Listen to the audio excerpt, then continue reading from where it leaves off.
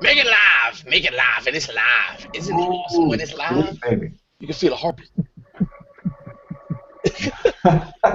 Well, yes, so we can get things out of the way. Uh, you know, welcome back to Infinite Role Player. You know who I am. My name is Nelson, your humble player slayer. Except in this instant, since all the players are gonna be gods. Uh, but this is session 0 for Endless Pantheon. We're going to be using the rule set for Fate, Gods, and Monsters. And this is the corporate character creation part. For the most part, most of these fine gentlemen have created their concepts and whatnot. So yeah, let's check them out. We got I know we got my man over here, Wayfarer. Oh yeah, So he's the god of nature and archery and hunting. He's bringing it all. He's going to make sure that the balance stays there, that his forests and his grasslands can grow. right, the god of nature and forests and grasslands, searching to be the god of balance. Nice. And who else? I know. We'll stay away from the hedonism bot for a second. Brian, you there, brother? Hello. Yeah. We want to introduce your god and My your god, name. Yeah. my god is called Garconius, and he is the first stone giant, and he is the god of the earth, strength, and fire. Earth, strength, and fire, baby. All right, cool. Have you other gentlemen? Let's go to Luke because I know Luca had an idea he was playing with.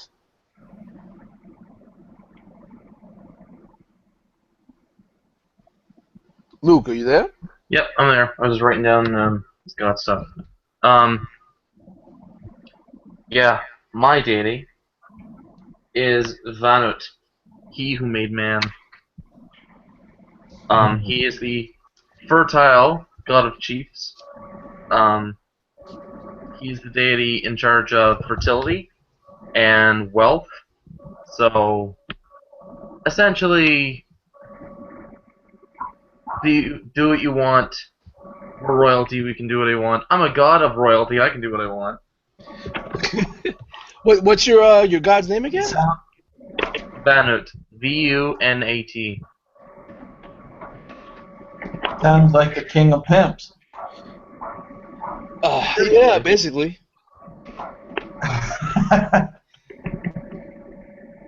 Just writing down hedonism bot for your high concept.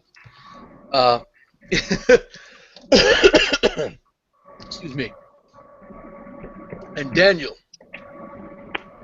Yep. do you have any concepts working? I have. I have made a god named Necrolis, who is the god of death, and the underworld, if there is an underworld in your universe. You could make one. Then we have one. You could you can make one. I'm talking about like during gameplay if you want. This is okay. Just to go over some of the concepts of the world. This is sort of late Stone Age, early Bronze Age. Okay. And wait, give me a second.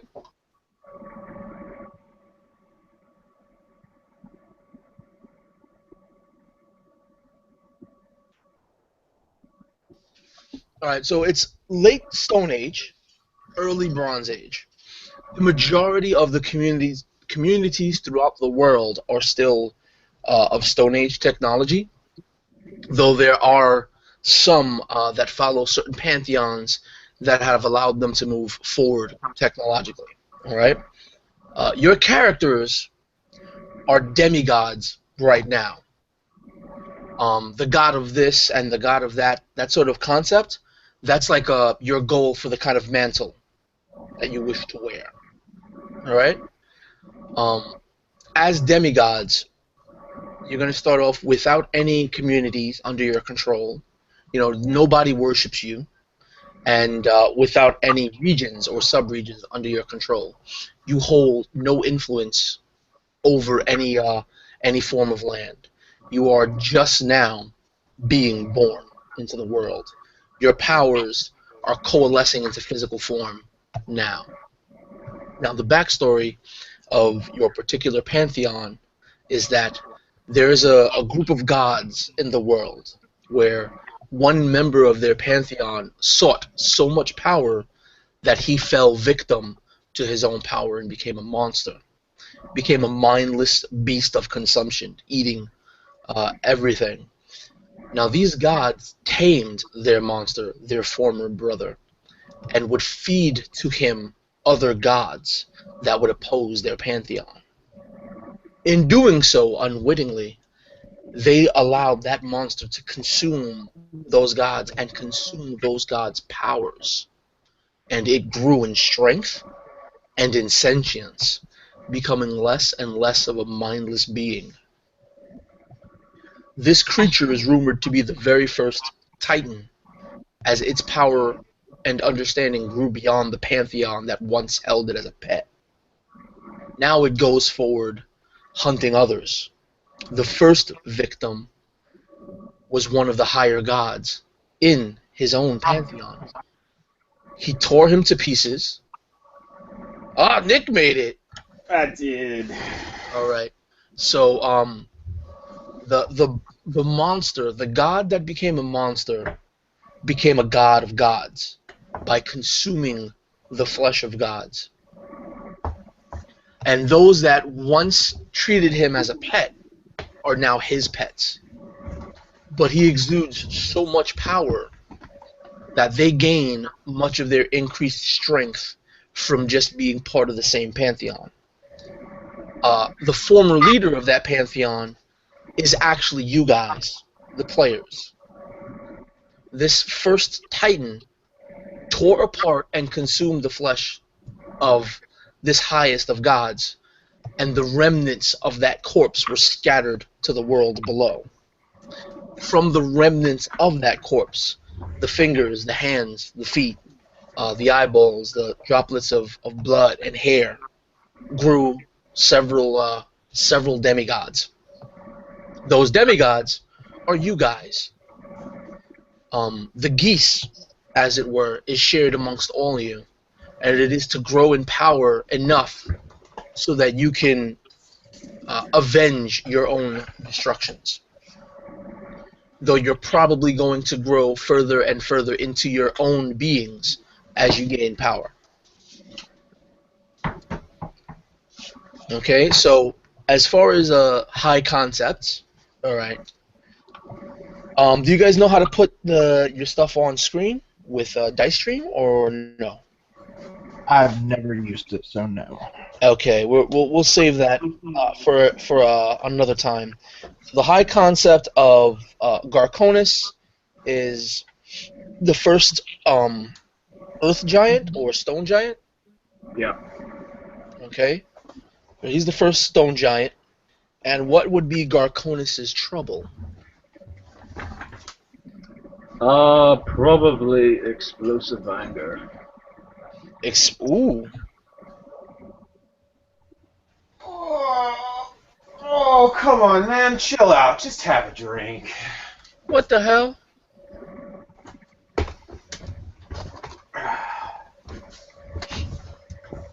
So, Wayfarer, your high concept is you are a god of forest, nature, and balance, right? Yes. And what would be Wayfarer's trouble? He is allergic to iron. He has an allergy to iron. Makes him sick. Makes him what? Sick. Oh, God, I thought you said stiff there for a second. It's like, wow, that's a really weird fucking allergy. He's gonna skip right around things. Yeah. I guess if that shit goes on for more than 4 hours, you should probably see a doctor. Nah, this is a god, so he can go eat. Oh, awesome, yeah! Alright. Do not. That's how you say your name, right? Vunat? Lucas? Luke? Fuck. Luke. Sorry, mic problems. Lunat. Alright, Vunat. Vunat is his high concept is nobility and I was messing around. I was joking so much that is my fault. But would you want to explain your high concept once again? Essentially that if he were to achieve godhood, he would be a god of fertility and wealth. So nobility and making more nobility. And making people into nobility, that kind of thing. Okay, so your high concept is a god spreading wealth and nobility. Spreading the seed of wealth and his own seed, in a way. We've got a trend going on here. All right, seed of wealth. Cool. What would be his trouble? His trouble is narcissism. Narcissism. I don't even know what that word means. That's It means- damn good. Means he loves himself more than he loves other people. Yeah. Narcissism. You know when you get up in the morning and you get out of the shower and you spend an hour and a half looking into the mirror, Nelson. That's narcissism. What? Dude, I wake up in the morning. First thing I do is grab a cup of coffee and start making maps.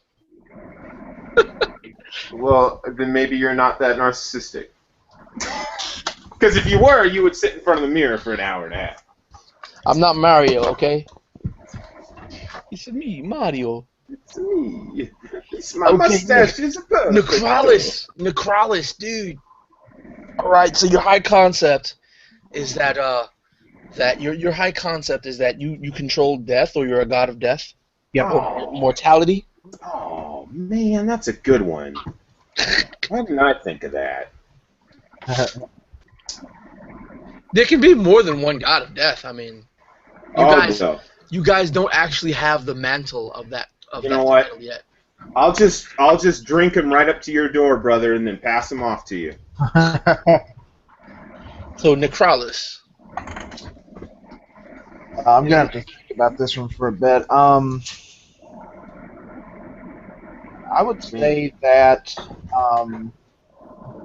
I kind of want him to be always in the shadows or always in the dark part of this world. So I would say that his trouble is anything of the light. All right, but what exactly would his high concept be? You want to be a god of death and the Right. something? So just a god of death, right?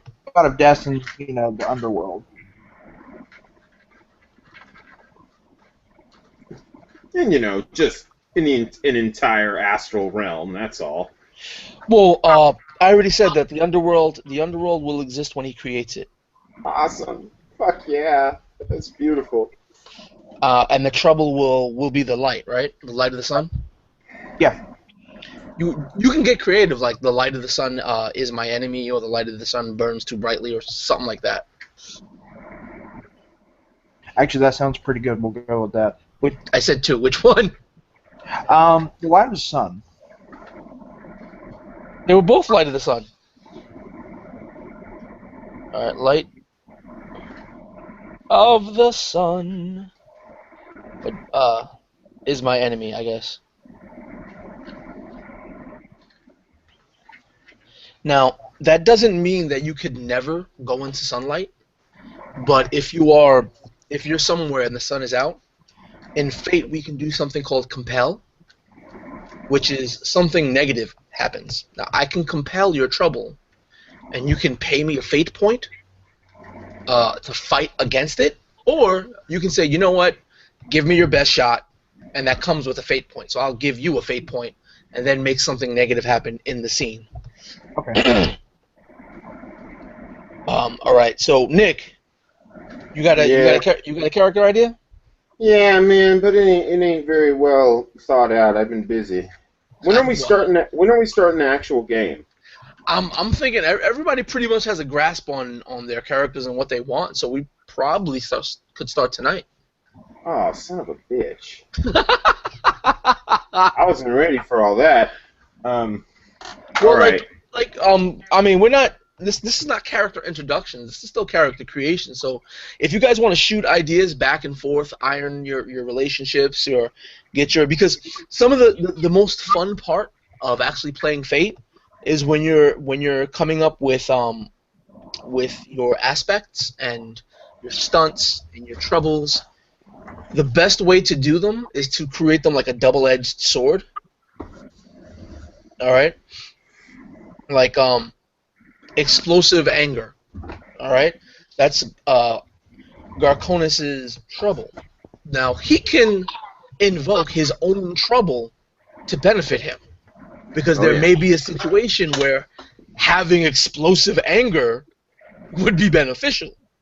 But say if you guys are in a meeting of gods, of greater gods, gods greater than yourselves, or if you're trying to negotiate with a community to get them to worship you without having to oppress them, I can be like, well, I want to compel your explosive anger, and if he allows that, or if he doesn't have any fate points to challenge that, I could just say, well, someone spoke out of turn, and you cannot stand this upstart mortal speaking to you as a god like this, and in your explosive anger, you literally backhanded his head clean off, and that negatively affects the situation of trying to calmly negotiate, worship, trying to gain worship from a community in a nice way, So it's double-sided.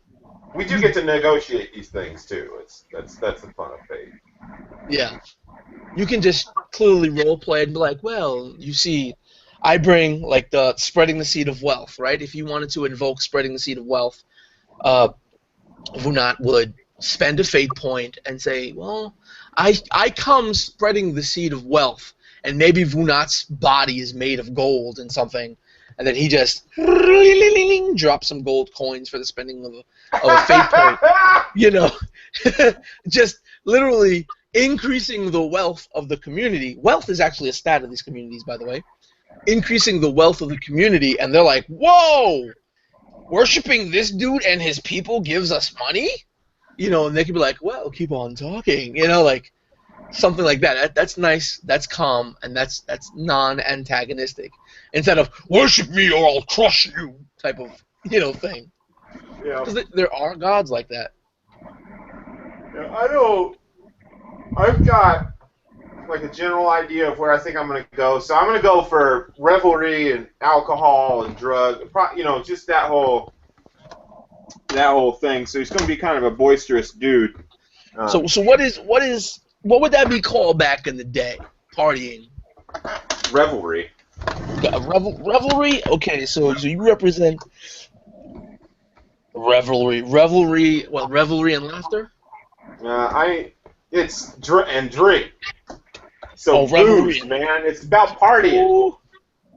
He's the god of getting fucked up. It'd be interesting if his god and my god were related in some way. You guys are all actually created from the body of the same god. So you are actually all aspects of each other. I can't read your bottom third for some reason. It's all. That's right. Which one was he? Oh, he's Vunat, spreading the seed of wealth and narcissistic. Oh yeah. We'll get along. All right. Yeah. So, and we're talking about like primeval times, right? Basically, yeah. Like way back when.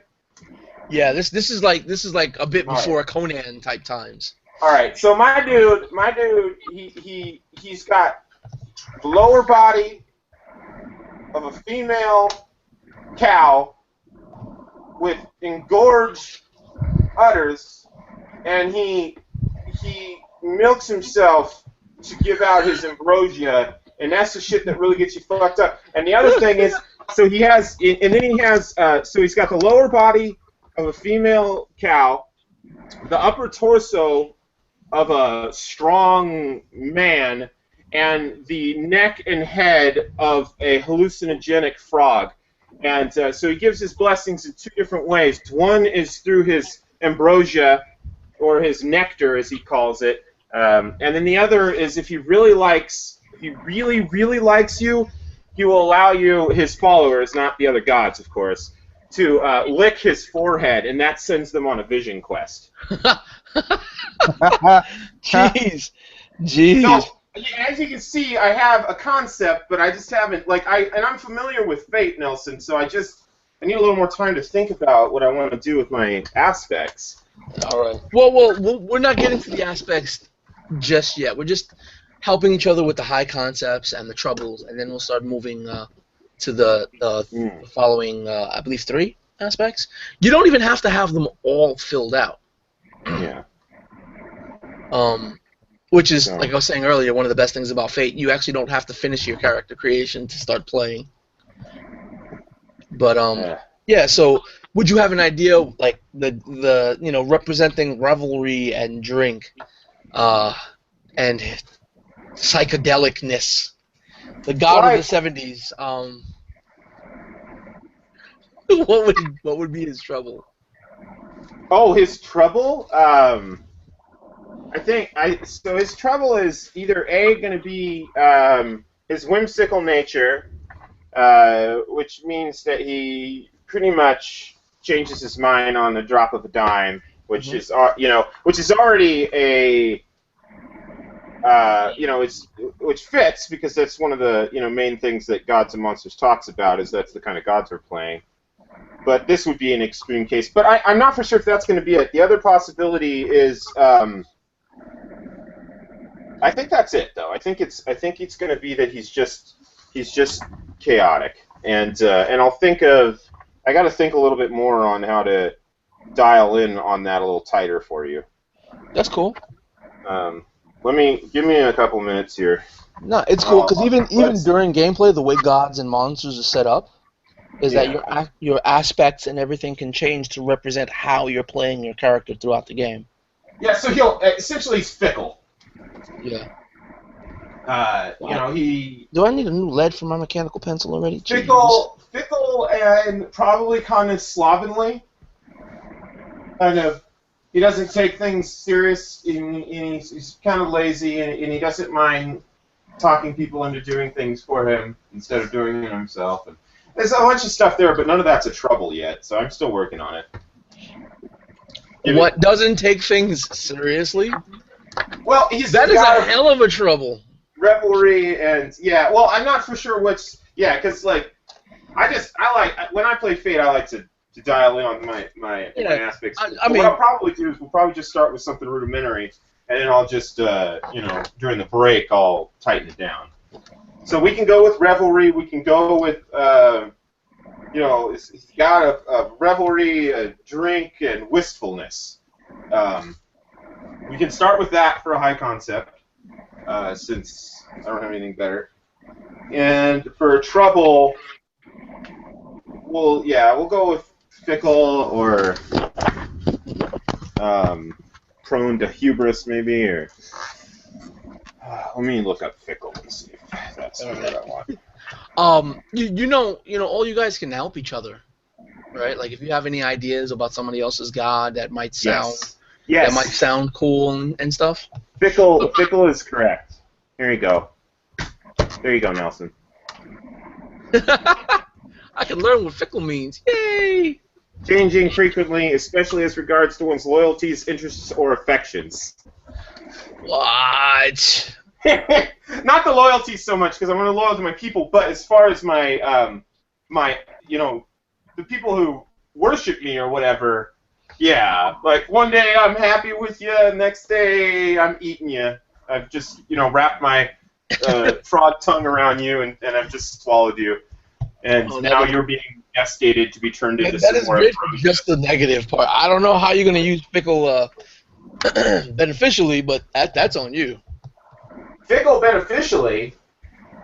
Oh, that's easy, man. Anytime someone tries to talk me into maintaining some kind of bargain that I may have struck, or paying up or anything. Backstabbing people. That is terrible. That's awesome. All right, I got you. Yeah. So do you have a name for him working or I not yet? don't. I don't at all, man. That's the last thing I usually do, and I know that's backwards for fate, but fuck him. No, it's all good. It's all good. So Necrolis. I wanna go back to Necrolis. Yes, please go to someone else. Because I'm like God of Death. Like your high concept is the Lord over death and an underworld, right? But we're gonna say that right now in the way the world exists, there is no underworld. Right.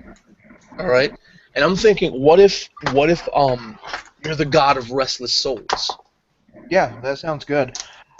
Because you could change your high concept to be or the shepherd of restless souls. What do you think of that? I want to do that. I want them to be my servants. So like you can one of your things, like once you start ascending to godhood, your geese could actually be to create a home for the restless souls, which ultimately would be considered the underworld. Right. Right. So once you take on the mantle of death, or maybe not, maybe beforehand, shepherd of restless souls. All right. That sounds pretty cool. The light of the sun is my enemy. So, Nelson, I got a question for you. What's up? So, like, are these the type of gods, where they talk about, like are we essentially, like, we can appear to be whatever we want to look like to mortals, or what? Like, do we have that power, or? If you want it. Yeah. If you want it. If throughout the game, your physical appearance can change to represent what you're representing. Yeah. Like say if you have a bold, swift, mighty god, you're probably going to be some sort of chiseled something or other. Some sort of athletic, muscle-bound something that always puts themselves out like, ha ha, yes, I lord over you, type something. Yeah. So throughout the game, your form can change. So I wouldn't see why to other gods they will always know who you are. Yeah. But to mortals, I mean, they're just mortals. Right now, you're only demigods, though. Yeah. When you think back, when we think back to like old, lore, it's like the god. It's appeared to me as a woman wreathed in fire. You know what I mean? Like. But then when they depict the statue, it's that grotesque fucking weird thing, right? Yeah. So, all right. Who else has any ideas to further develop some of your fellow players' characters, like the high concepts and stuff? Make them more colorful.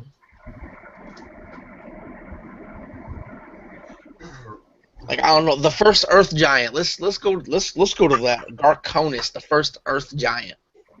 That's his concept, the first Earth Giant. Is that it? What's he about? Describe him to me. What if big? Okay, this doesn't have to be your actual high concept. Just sort of trying to stimulate conversation. What if your high concept can be the mountain made living? Yeah. I was just thinking of something along like the mountain that walks, or the Mountain that walks. I was kind of thinking to go along with his trouble, his rage there, and with the earth, something like a volcano. The The erupting volcanic core? You said volcanic anger? Yeah. Volcanic core? Wait, what was that, Brian? Okay. That's a good trouble, because that gives you the ability to invoke that shit to spew lava on people. Fate's such a fucking weird system, guys. Every word inside of your aspect can be invoked individually, and then you can, as long as Nelson goes along with it, he's the arbiter. He essentially gets to ref every time you try to invoke, but you get to lawyer as much as you want. You get to try, as long as Nelson's cool with it and everybody else is cool with it, you can invoke off some weird ass shit. But so that's a beautiful idea, having that volcanic in there. Because I was saying explosive, I was already seeing you like literally explode, but this makes more that's sense. what I was picturing. I was thinking that when he got angry, you could see the volcanic veins going through him, and the lava pouring out of him and everything when he's really, really pissed off. That's what I was thinking.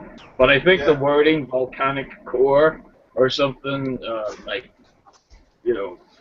Oh, volcanic core? yeah. I thought you said volcanic anger. Oh well, volcanic anger, whatever you want. Well, For trouble. It's whatever you want, dude. It's your guy. It's just here's the more colorful the explanations in Fate get, the more fun it can be. Like explosive anger. Okay, you just got pissed off. You knocked somebody's head off. But if I compel something like the volcanic anger, you're getting pissed off. Somebody speaks out of turn. And literally, you can see the lava forming not only in your flesh but beneath your feet, and the ground begins to rumble and start to rise. And then the village catches fire, and we accidentally burn them all alive. Yes. Yeah, that sounds like a good compel. And then I'm sitting there like furiously milking myself, trying to put out the fire. It's not going to work.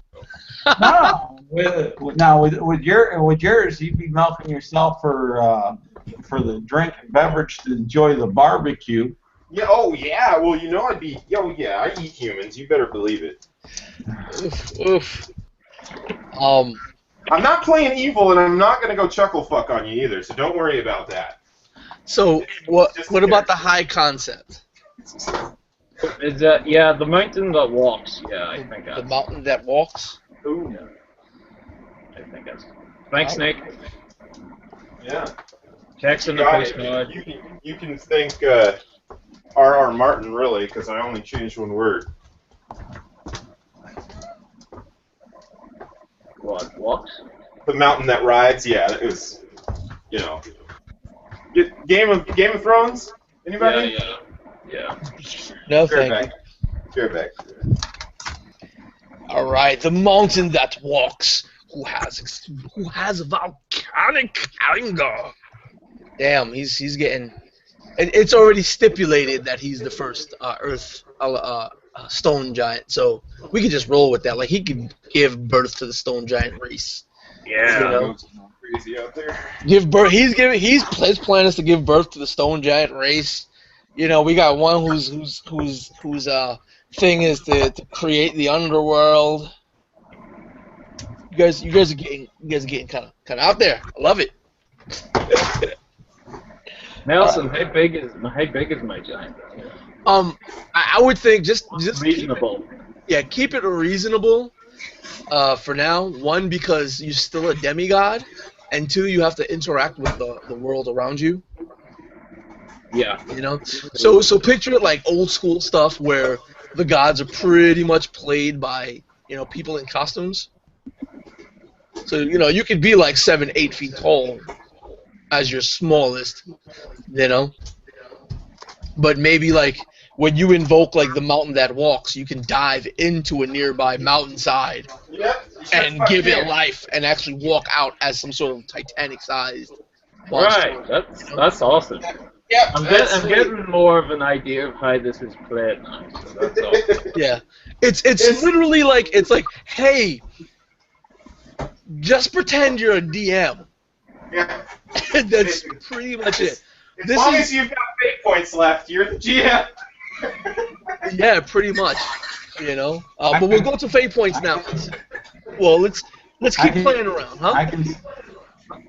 I can tell when he gives birth to the other stone giants or earth giants that in that birthing process, the travail that comes along with it starts all kinds of earthquake, like your labor pains. Wait, who's giving Earthquakes birth? are caused by the stride of earth giants. Look, all that can happen. Pretty much nothing is off the table right now. Everything is scaled back and sort of removed to allow for as much mutation as possible, basically. Yeah, we haven't even gotten into sense yet, guys. That's where you I'm get into not- the specifics. I don't want to be too stereotypical with like having a really beautiful deity and having narcissism. Now that I think about it, because that it almost sounds like, of course, he thinks himself beautiful, but That's perfect, man. No, you're spot on. Your concept rung true to me when I heard it. You do what you need to do, but that's my feedback.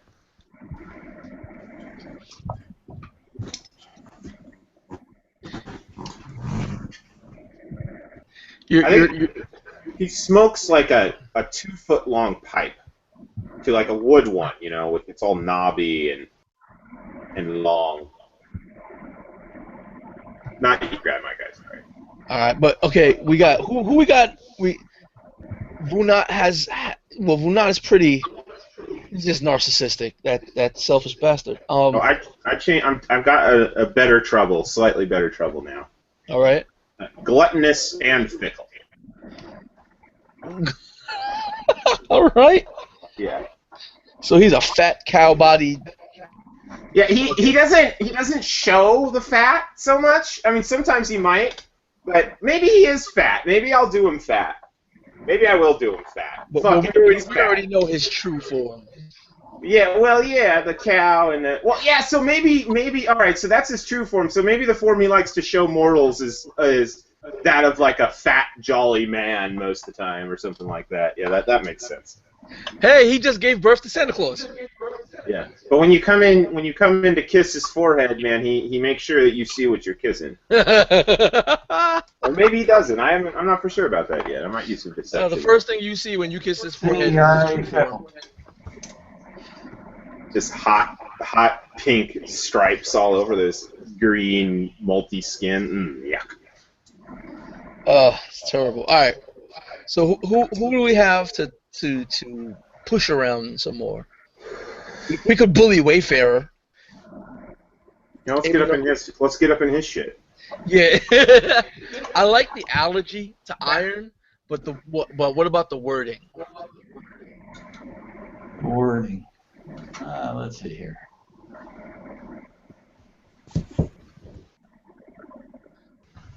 The idea was kind of like the kryptonite to Superman, the weakness. I understand the idea, but let's see how colorful. Trying to figure out how to work. Like, instead of allergy to iron, you can do something like iron is my bane, or Iron is my poison. Something like that. Iron is my poison. Iron's my enemy. Yeah. I can go along with that. Iron is my bane. Iron is his bane.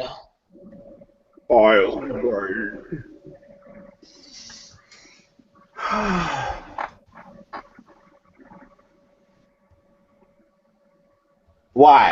What happened? Why are you adverse to iron? Because it strips out nature from the soil and the nature, and needs the fire and the wood for the charcoal to make the iron, which comes from burnt trees. All right. Oh, that's steel. Yeah, but even for the raw iron, they had to heat it like pig iron. All right. So this is interesting, though. So when steel shows up, you're probably going to have even more problems based off of that. That's interesting. So yeah, that's interesting. What happens when you touch it? Get sick, weak, nauseous. Ooh.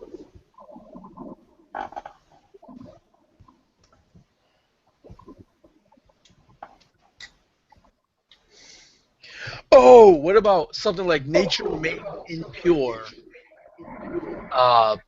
Something or other. Like that's the first thing that popped in my head right now. Like nature made impure, followed by some other words. that sound very colorful and awesome.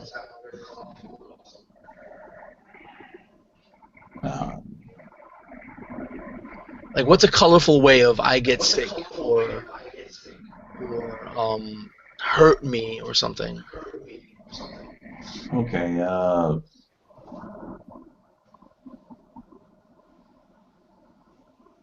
Anyone else can chime in.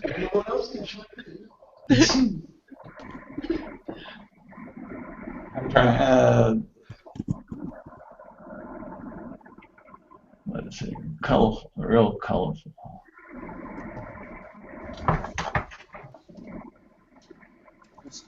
Nature's impurity makes me wreathe with violent convulsions.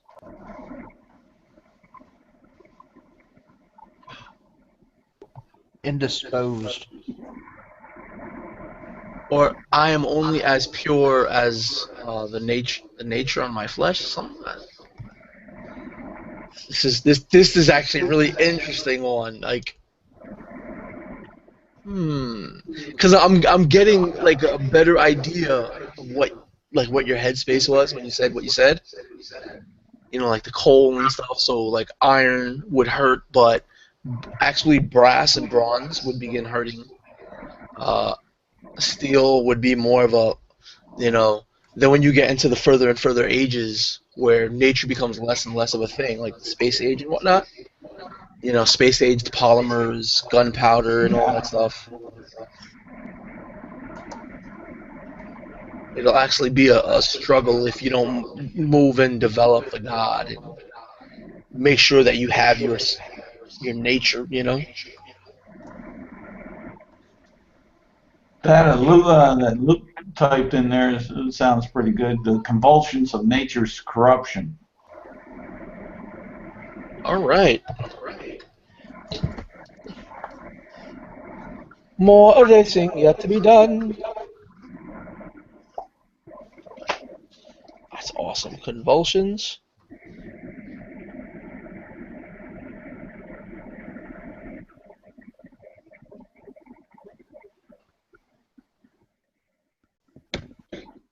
Convulsions of nature's corruption. Hack, hack, cough, cough. And we're focusing in on metals specifically. We're starting with metals specifically, all right? Well, I mean, back in the Stone Age, back in this age, pretty much everything was natural. Stone weaponry, bone weaponry. Just now beginning to get like copper and tin are starting to be joined to create bronze, which isn't all that far removed. There's not that much metallurgy involved, unless you start talking about steel and composites and stuff, which are far off anyway.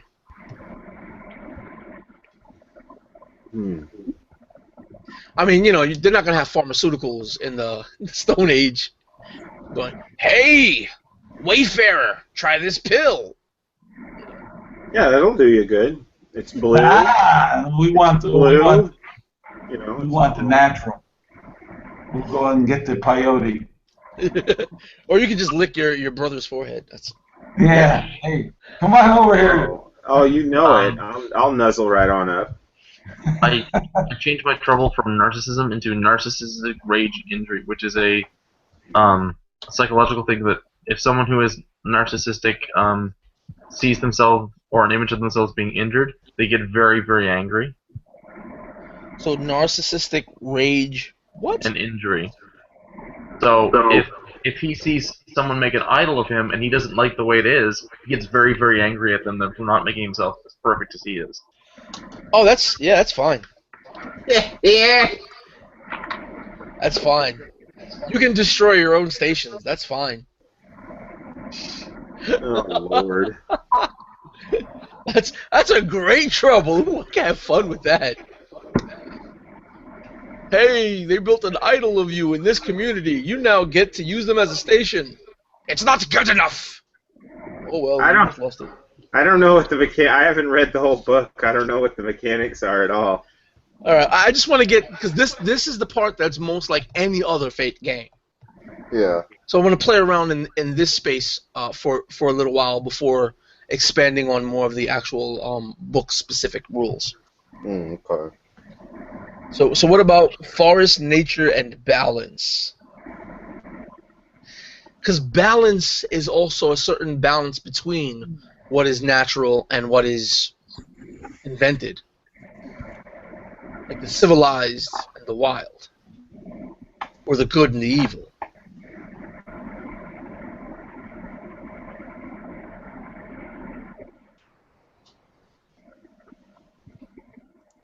And do you guard the fauna in the same way as the flora? Mm,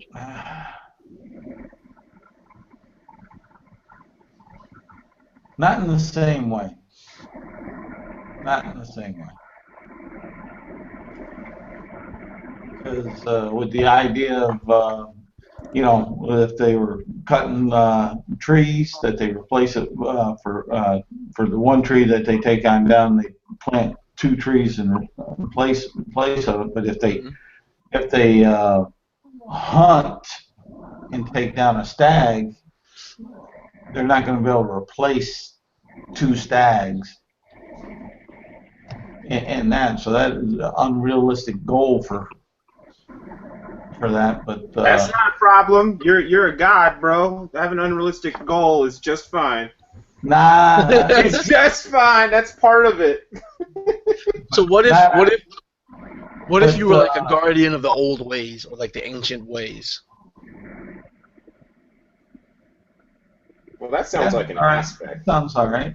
Because I'm just thinking, like I said, anybody else can chime in, but it seems something that could carry over.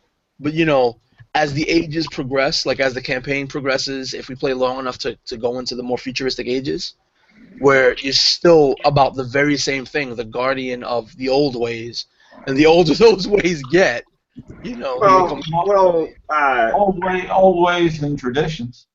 I think Nelson, maybe you might want to just leave that for a milestone, because I mean, obviously, if we go into because right now it ain't the old ways, right? Right now it's the current ways. Right now he's the god of nature. Well, no, right now you're shifting from the Stone Age into the Bronze Age. Yeah. So the ways of the Stone Age are one set of ways. You're shifting an age. You're shifting like a way of thought. Like imagine Bronze Age. We had city-states and politics. When in the Stone Age it was like, ooh, I'm hungry. Let's hunt. Ooh, I'm not hungry. Let's sleep. Ooh, I'm not tired. Let's fuck. Like that's pretty much. Because Stone Age, you were more herd mentality instead of city organized, simple government. So this is like the crux of where some of those ways become lost. That's why I was just saying old ways. Yeah.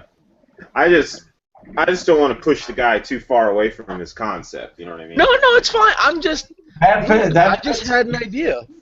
That fits the concept because the concept was to be a protector of the forest and like that, and the balance part was basically enraptured in the fact of, like with the fauna and the trees, what you take out of the soil as far as the plants, that you're going to replace two for one.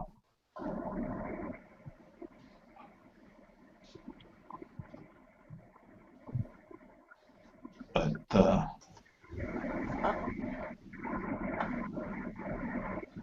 So yeah, I'm good with that. I can live with I can live with the guardian of the forest and old ways, old traditions. you're the guardian Nice. of forest and old tradition. And Cool. in some ways, like that reflects back that like the whole like it will be the old ways eventually, because right now archery would be one of the newer ways. compared to like using spears and stuff to hunt and stuff. Yeah, once you start using swords and you weren't using that depends. I mean, they were using swords in the Stone Age. There was types of swords in Stone Age technology, but they weren't like solid pieces of metal. No, obsidian was used. Flint. Yeah. You had wood with chiseled teeth of flint embedded into them. Fucked up. Yo, the Maquisl? That was it right there. So, we have the mountain that walks, the guardian of the forest and old traditions, the spreading or the spreader of the seed of wealth, the shepherd of restless souls, and the cow of revelry and drink. Cow? I'm not a cow. He's a code? I'm not a The cow. bolt vine. No, that's only part of me. Yeah, but it's the part that gives the blessing. One of the The blessings. ambrosia. The ambrosia, it's just nectar. All right. Don't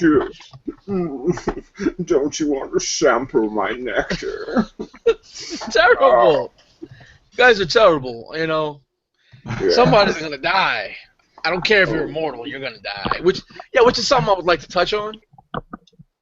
Just because you guys are immortal doesn't mean that you can't actually be destroyed. Like, you know, in the traditional sense. You know, like energy never dies. It can never be destroyed. It can only change.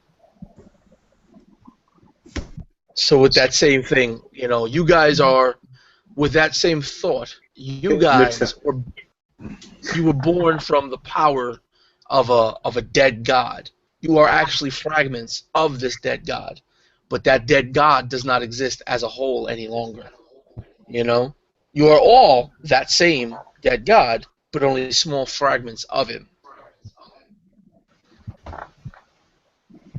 You know, so maybe if you find all his pieces and parts and all the other demigods throughout the land and all the monsters created from him, and unite, y'all can all become one big dude. Like, you resurrected the god that got eaten. Wait, Which is a distinct possibility if you want. I gotta scour the suicide by doing it. But yeah. Well, you'll lose your characters, but it'll be, like I said, it's about the awesome, you know? I'm tracking with it, but there again, there's going to be a certain sense of consciousness that you may have some of these bubbles that they're like, hell no. Well, that's why I said in the beginning. I like my underworld. Yeah, that's why I said in the beginning that you guys are probably going to come into your own as your powers grow. Like, we don't need to be part of the whole. I'm whole enough as it is. I got 72,000 people worshiping me. I'm good. I'm fine with myself. I'm looking beautiful. Just look at me. Get that polished shield out there, baby. Not as beautiful as I am. Dude, Hunat could be the reason. Hunat could be the reason why there are cults that worship gold and always say gold is the flesh of the gods. Yeah. Just because Hunat's selfish ass. Look at me. Oh, don't you know? They're looking like Donald Trump. Beauty's on the inside.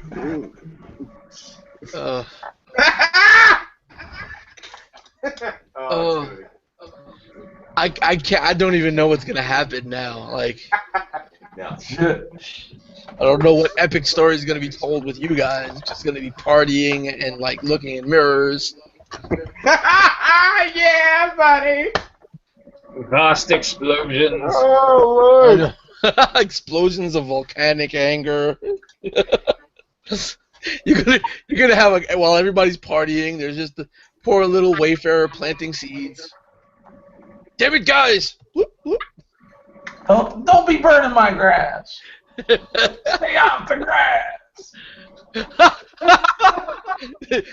In the far future, in the space age, in the atomic age, wayfarers, the old god sitting on the porch. Get off my lawn!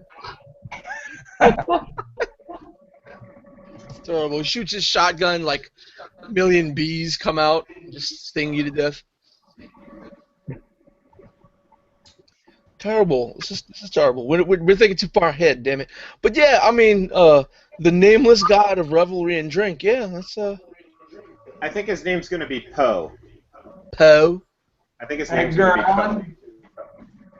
Like I'm not P-O, Poe? Like Poe, P-O, yeah. I'm thinking about it. I'm still working on it, but I think it might be Poe. Oh, hell. We got Poe. They call him that because he is. Nah, man, I ain't Poe. Look at who I'm hanging out with here. I know, right? The god of wealth. No, he plants his seed and I fucking water it. Okay, so we He got has all our tabs. Yeah, baby. Vuna and Poe are apparently working in tandem. Garconis and Wayfarer are probably working in tandem. And then poor Necrolis is just like, yo, I benefit from everything I do. So, countries die, fuck people. I just get adding to my flock, niggas. Go ahead and party to death. Get that nectar poisoning. We don't have love in here, so I'm gonna add that to my domain. Revelry, love, and what was the other part? Drink. Revelry, drink, and love. Yeah, there we go. I'm a big grotesque monster. Love, yeah, baby. That is the revelry, drink, and love. What the hell? Yeah, well, now we've got a pretty damn complete pantheon because we've got Angry Man, so he's probably the closest we got to war, and then we've got two guys that can do violence. We've got death, we've got nature, and we've got beauty and wealth. And then so love, partying. You could just make love an aspect. Yeah, well, it's. But okay. Let's move on to let's skip aspects and go to the approaches. Oh man, so this thing isn't fillable, is it? No, it's not a PDF, right? No, there's no fillable ones online, and I don't have a fillable one. God damn it! I'm gonna have to get creative here. Dude, you got Photoshop. Just use that. That's what I was gonna do. Get creative. All right. So the approaches are set up as this: bold, subtle, clever, mighty, wise, and swift. They're set up in the way that they are because bold is the antithesis of subtle, clever is the antithesis of mighty, and wise is the antithesis of swift. So those are like polar opposites. However, you can choose any ones you want. The circles represent your ascendant approaches, meaning what you represent the most as a god. So if you are a wise god, then wise would be one of your ascendant approaches. When filling out your approaches, you get one approach at +3, which is your highest, 2 approaches at +2, 2 approaches at +1, and 1 approach at 0.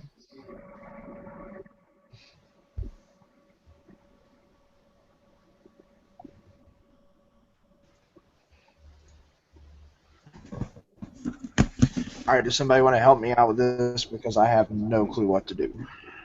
All right. So the first approach you get is at a +3. That's what you most represent. Okay. The choices are bold, subtle, clever, mighty, wise, and swift. Bold, they're kind of self-explanatory. Like bold is, the out there person, the person that it's the opposite of sneaky. You know, instead of trying to sneak around somebody and sneak up behind them and then like slide your hands around them just off of their neck so they don't notice before latching on and grabbing them into a headlock and subduing them on the floor silently. You're the guy that goes, "Hey, I'm here and I'm gonna fuck you up." You know, that's pretty much what bold means. Flashy side. Yeah. That's pretty much what bold. That's pretty much the definition of both bold and subtle. It's also in chat now. But that means reading. Yeah, it does. Well, I actually did my approaches before I made the aspects, so I knew kind of what I wanted to go with. Do you have any of them? Do you have your 3 ascendant approaches? Yep, I am bold, clever, and wise. Bold being 3, clever and wise being 2. What? All right.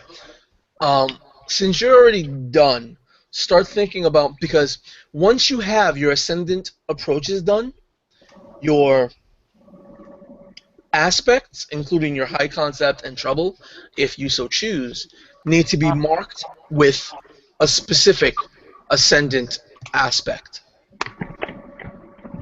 Okay. So your narcissistic rage, for an example, your narcissistic rage can actually be tied to bold if you wanted it to. Meaning, whenever a fate point is, whenever that is invoked, right? If it's invoked or compelled, you move your intention 1 point closer to that aspect, which can actually increase your power once you hit your milestones.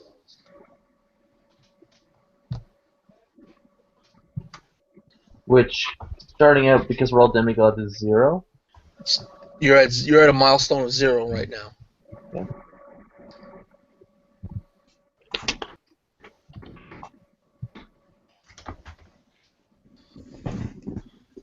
It's like, right now at this level, if you guys were to fight a tribe of people, each one of you might be taken out by the tribe, but it's still pretty easy for you to fight an entire community, you know?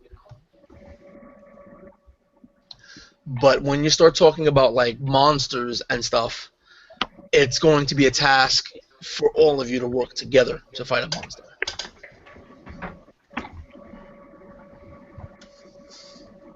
At least the weaker ones.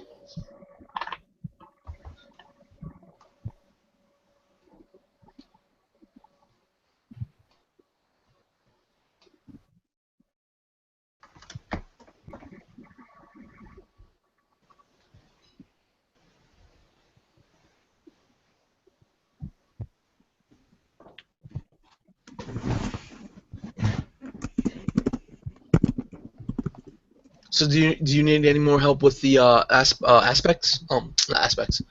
Approaches, Daniel? No, I'm good. What if I don't have enough aspects for my approaches? Well, you only have 3 approaches and a total of 5 aspects.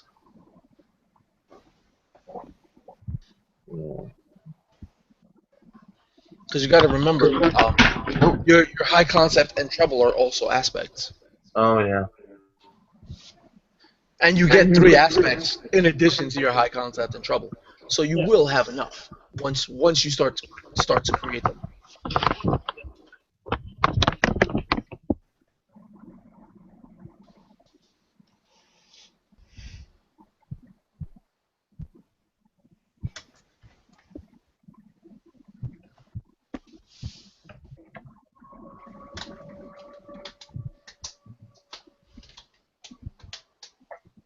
So just let me know when you all got approaches done and want to start working on aspects.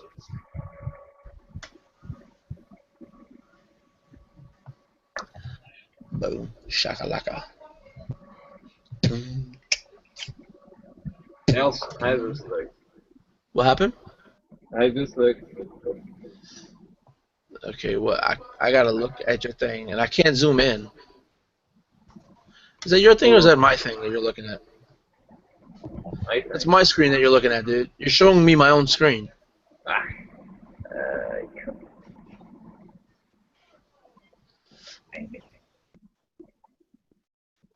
God dang it.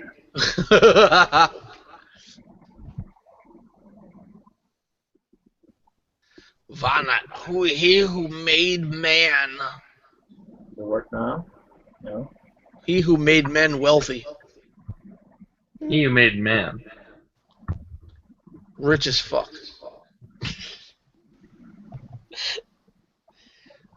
Vunat is going to be the most selfish, self-centered god of the whole pantheon. I can see it already.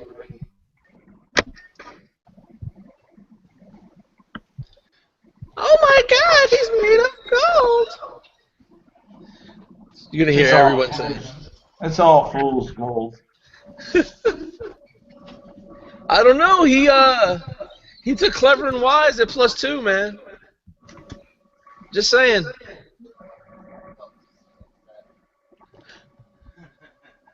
I mean, he's a pretty smart, shiny cookie.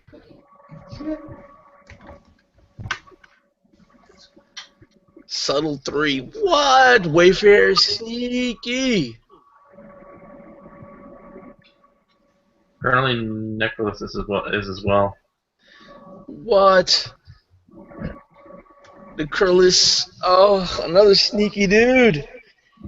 Hiding in the shadows.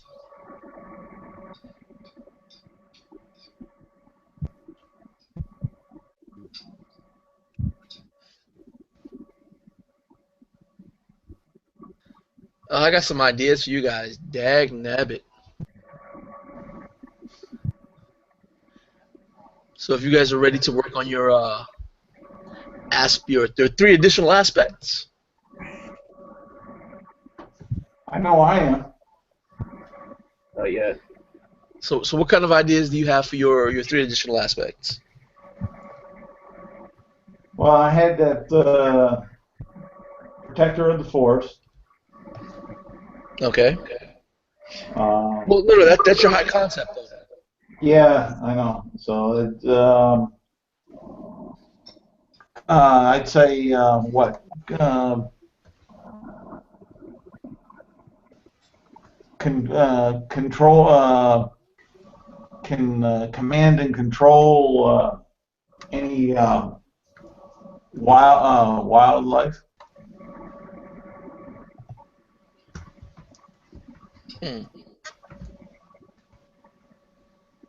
And let's see here. So, command and control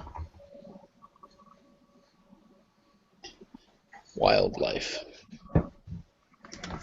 Are these aspects like in a book, or is this something we just make up ourselves? You just make it up yourself. All right. Everything about Fate is pretty much that. Just make it up yourself. Make it sound cool. Have fun. Can go along with that. I guess command life. All right. Also, think about your approaches, because your ascendant approaches also have to be connected to your aspects. So one ascendant approach needs to be tied to one aspect, which is referred to as an ascendant aspect. So think of the fact that your what are your 3 ascendant aspects? Yeah.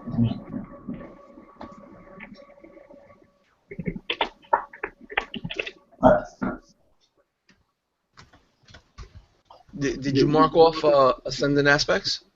Yeah. Subtle, clever, and swift. Subtle, clever, and swift? Yeah. All right. So try to keep those in mind for your aspects. Like, what aspect would represent your subtleness?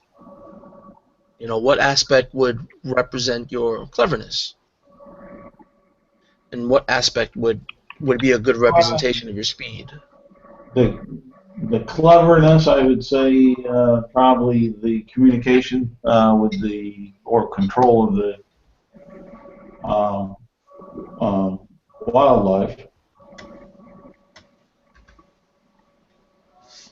So you can control natural creatures. Yeah.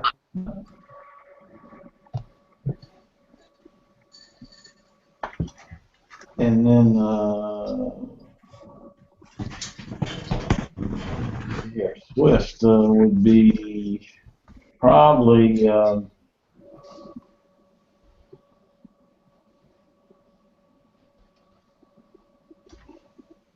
unhampered movement through plant. Well, that's more like a stunt. That's more like stunt. Okay. Yeah, stunts are more limited. All right. So like as long as you're moving through natural terrain, you are not slowed.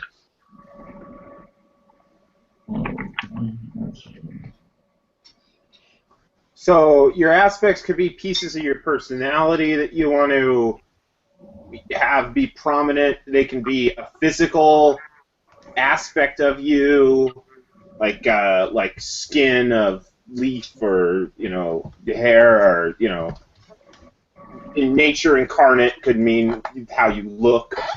The subtle one. Then I would say going along with that would say is his clothing cover that he has is kind of like that picture where it's that the grass cape and breeching cloth or loincloth of grass and twigs. To give him that dark, easy to hide, move around, subtle would fit for that. So you meld with nature. Nature's visage or something like that. Yeah, that's a good one. Yeah. Mm-hmm. Okay. Nature's visage. Now I give out nature's massages, but that's a different thing. So that's tied to your subtle. Yeah. And then all you have left is your Swift, right? Yep. I kind of like how love and fertility are considered two different things. Like maybe your love is more specific about just sex for recreational purposes, and mine is more about we want kids.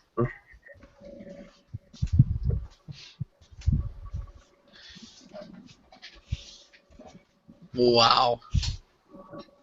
We're getting deep. We're getting deep. We went from hedonism bot and hypno frog to some deep stuff. I like it. Let's see here. For my third aspect, possibly eye for an eye, and have that as that would be your Swift. Yeah. I don't know. That doesn't seem very Swift. Swift justice.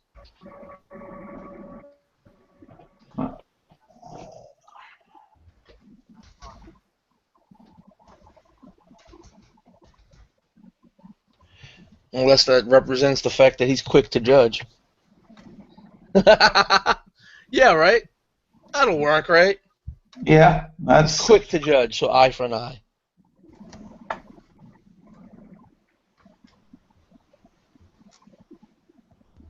So the three aspects I came up were bold, the splendor of my being. Wait, hold on. Let me write this. I'm probably just gonna have to have you guys send me your character sheets. But the slender what? Splendor, Oh, splendor. and that's the bold. That's crazy, dude. That represents your freaking narcissism as well. That's awesome. His wise one is every city has its treasure. And I'm guessing that's you. Or spreading the knowledge of me to other places. And I like every city has its treasure. Sounds very nice. And rhyming with it is my clever one, which is every man has his pleasure. Hey! You're stepping on my toes. No, I'm just playing. That is, We're both that the is same. great. That is We're great. gonna work well together. I get him drunk, you get him rich, everybody's happy. I get him drunk and late. That's you forgot about that part. That is terrible. You get him drunk and laid. He gets him rich, but not that. But they also get kids that fight over the inheritance. Mm. Oh, don't worry. Don't worry. I got bad things for you all. It's all good.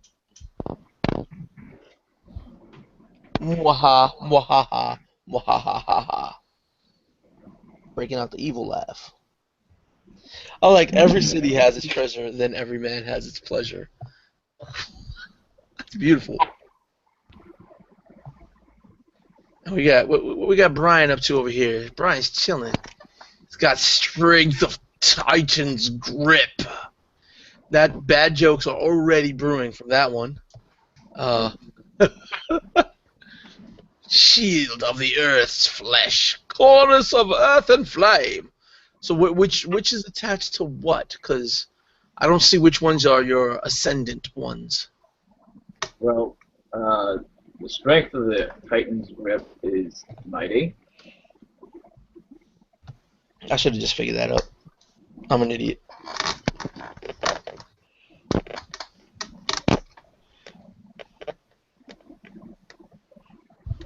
And the shield of the earth's flesh is gold.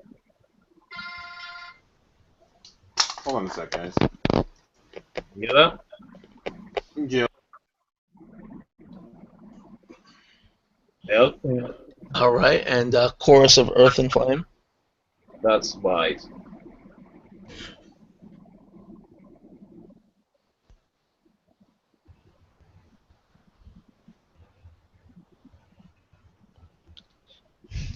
So whenever a volcano erupts on the world, that's basically you just dropping knowledge. Yeah. Or getting a little angry. One or the other. One or the other, I suppose. That's cool. Or earthquakes, or the signs of the, so the sign of the earth, or volcanic eruptions, Goddess of earth and flame. That's like you're becoming a metal god. He's not creating giants. He's creating giant noise. Ah! Don't mind me. I can't. Whatever. All right. So Way into the future of whatever setting we're in. They're like metal bands dedicated to him. yes. Absolutely. Yes. Absolutely. Garconis metal. Word. Nah, they're the bards of Garconis, but they all do heavy metal and shit. There's more than one drummer in a in a band. Oh yeah, most definitely a drummer. There's like 2 drummers, 3 bass players, like 1 guitarist, and he's also the singer. So all you just hear is constantly. They don't even have snare drums or cymbals. It's just the kick. That's it. They're just playing kickers.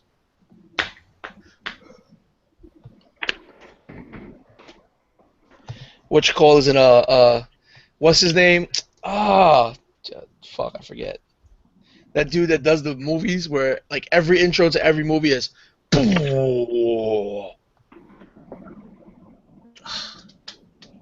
Man, this joke is getting less funny and less funny. Huh?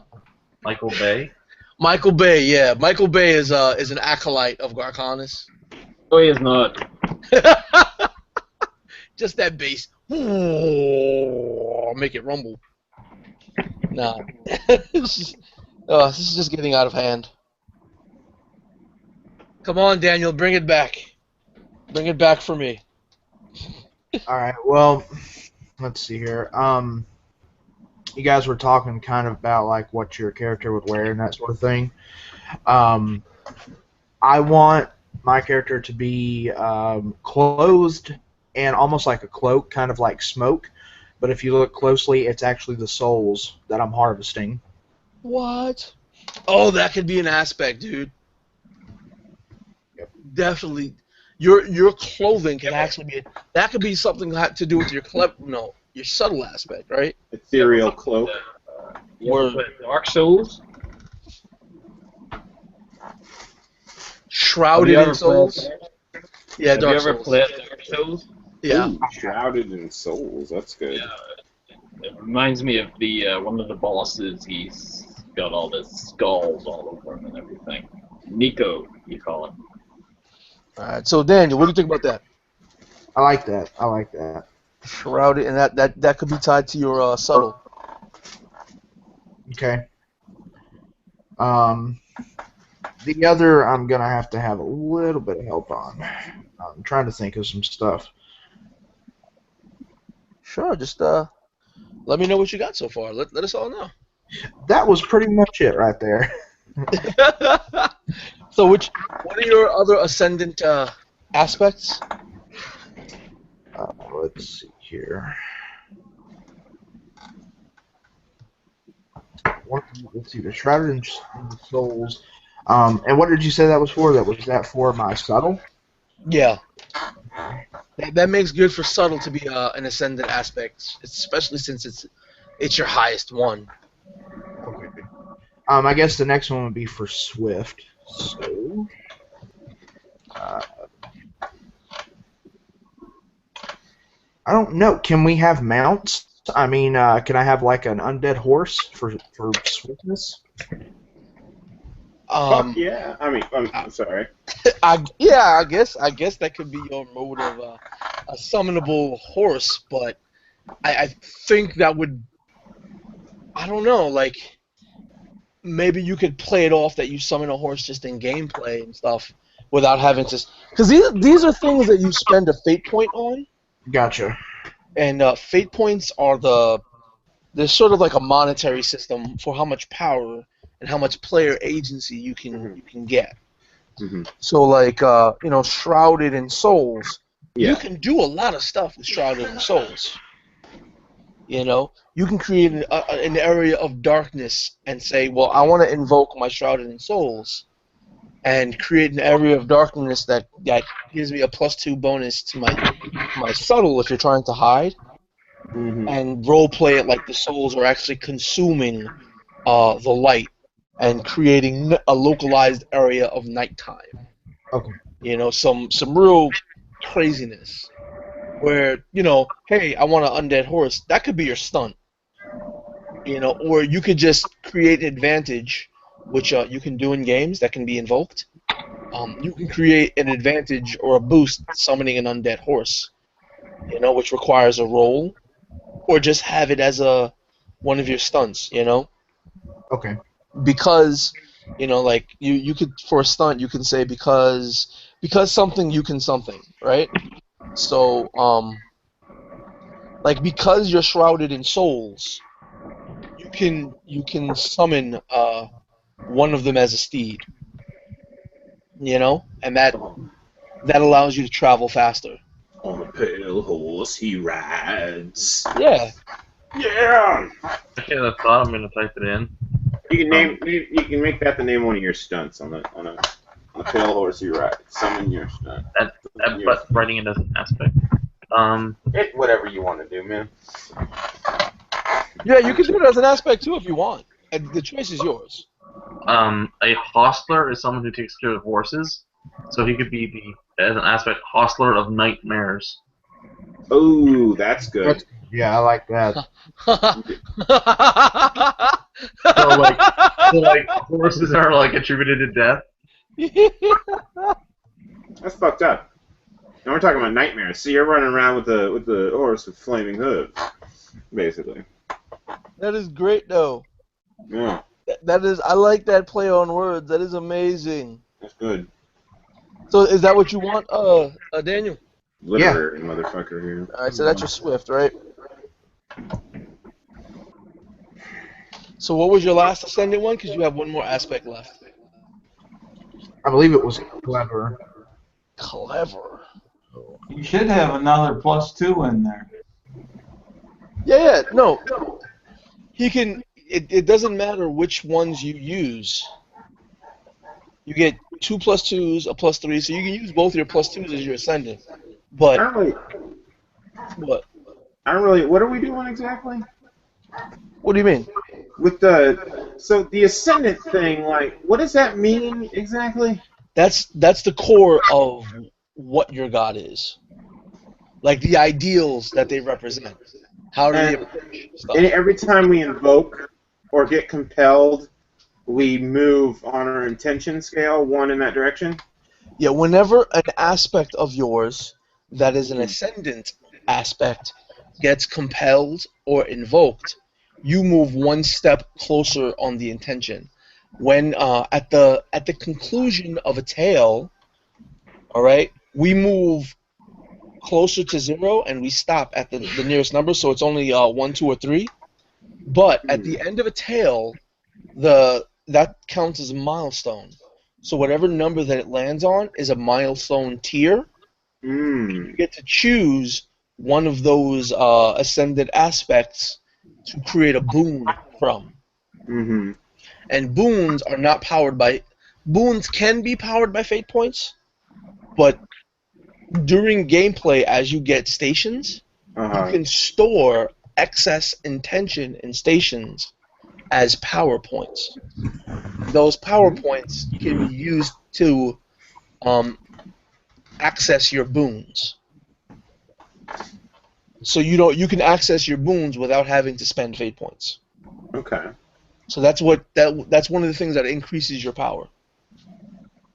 That's why having a lot of followers or having control over a lot of land creates more power for the god, because they have more places to store the intention. All right, because you can choose not to move on the intention chart and either bleed off power or store that power in one of your stations. Bleeding off power means you bleed that power into the land and you infect that land with that intention, with that aspect of your god, of your power. It kind of negatively affects the land. However, it now makes that land, that small region, that sub-region, yours. So you can go around infecting land to gain quick power, to gain power quickly. But it doesn't. It's not always going to work out 100% towards to your benefit, other than doing it like, in a better way. Maybe building a shrine or creating a life form, that represents something like I want this sub-region, so, I create the two-headed stag so that the stag can guard on all angles, or, whatever, And then now because that stag is there, that's the stag's region within the region. So, they guard over your station where you can pour your power, or you can just build a shrine in the middle of a forest. And that's a way to get that intention off, so that you're not at risk of getting compelled and then suddenly you're a monster, right? That's the idea? Yeah. Okay.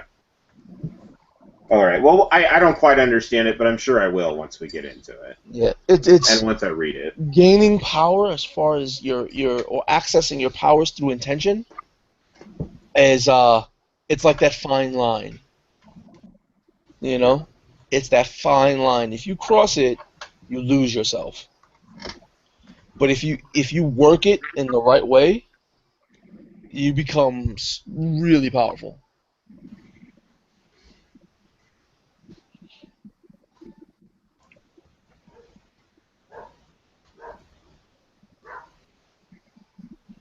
So we still got to help Necrolis out for his last stunt. I mean his last aspect. Yeah, my last one was clever. So what with like being the shepherd of lost souls? Like with that in mind, what would represent something clever?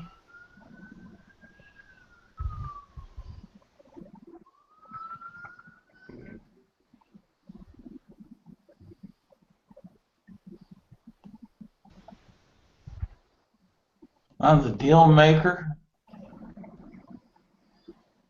Ah, bartering souls. Pack maker. Word. Like you barter souls. That's a good one. Yeah. Something to do with, yeah, like that evil lawyer type thing. Well, Yeah, you know. like in Ghost Rider there, signing the pact there to save his father type of thing from the cheesy movie. Oh, that's why he wears a shroud of souls. Oh no, this is getting. I don't know if this is getting dark or playful. I can't tell with you guys. Hey, I think we know, at least for me. It's pretty darkly playful. Something. What would be some good wording on that? Because that does sound pretty cool. The Hostler of Nightmares, shrouded in souls. Yeah, that one dude's is all fucked up. He's already working on his evil laugh. Holy shit. The Chancellor of the Pack.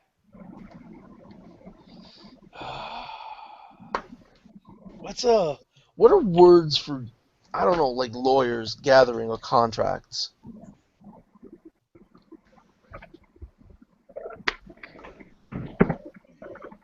Magistrates, chancellors can kind of fit in there. What is it? Another one.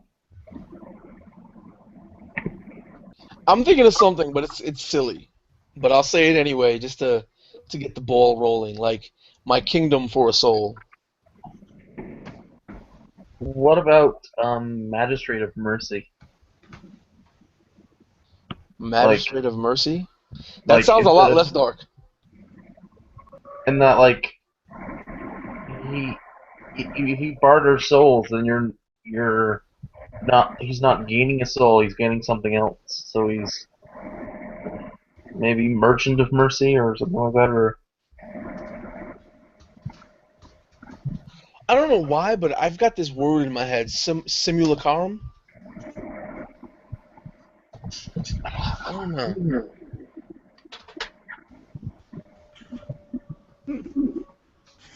Maybe he's the father of homunculi.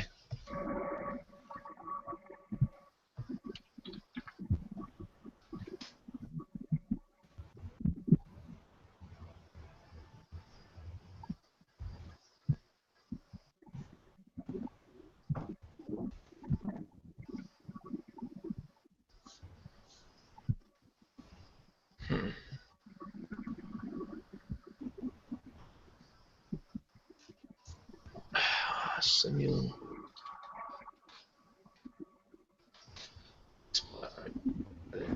First I didn't. Father of oath and lies. Using clever for fast talking.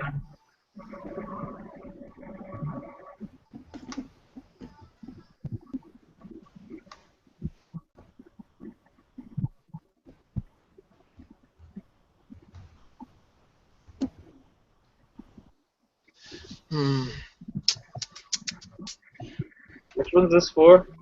This is for his clever.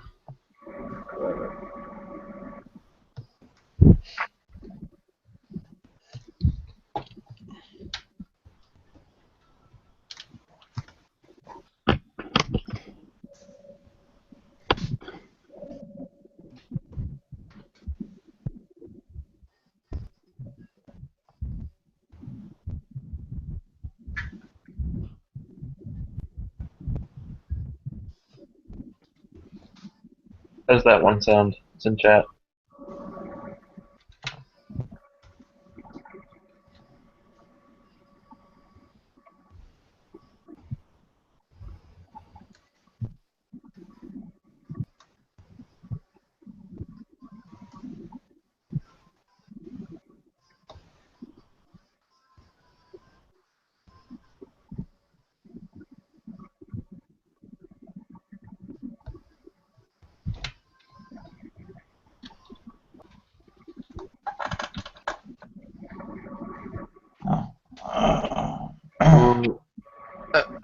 can't spell. Damn it.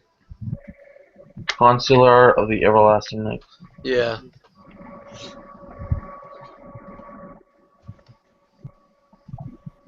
Just, stuff.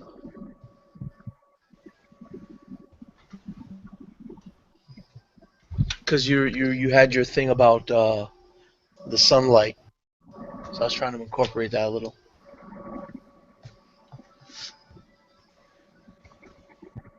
What's the idea behind his clever? What are you trying to? He's clever, right? And then we're trying to think of an idea because like he's the shepherd of lost souls. He's shrouded in souls, and all that. That what if he was the type of person to make deals, but what he barters in is actual souls.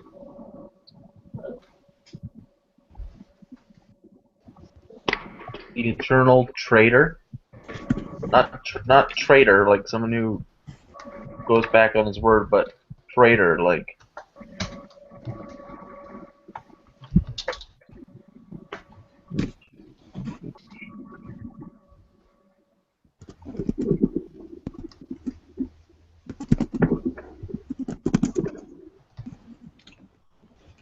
Hold on, I'm thinking too. Conclave of Shadows? The Conclave of Shadows. That sounds pretty cool.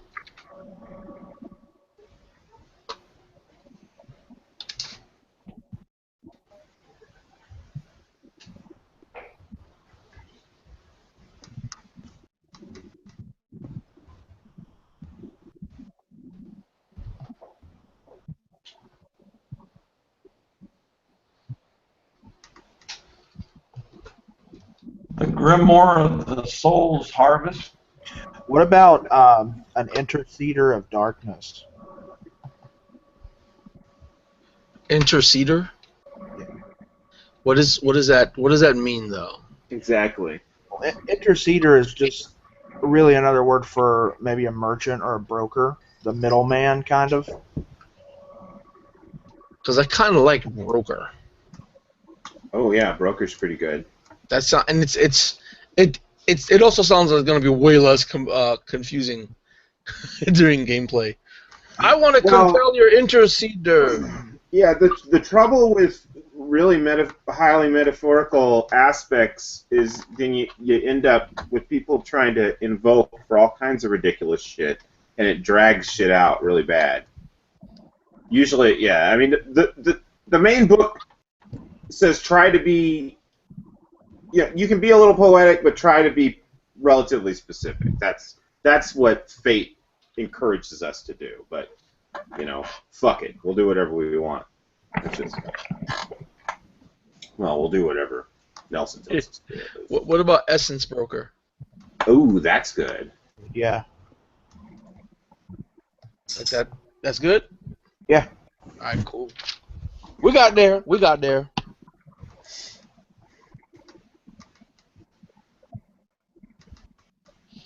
I had to look all on thesaurus and synonyms and stuff. I was on thesaurus too. I was right there with you. I was just trying not to go too out there with the words because they got some craziness. Yeah, there you go. All right, I think stunts are all that's left. So let's see. Garconus, the mountain that walks, who bears volcanic anger. He has the strength of Titan's grip. Wears the shield of Earth's flesh. God damn, And sings the chorus of Earth and Flame. That's damn good. All right, then I've changed it to Vigor of Titan's Raw. Oh, that was his bold. Yeah, that was his bold, right?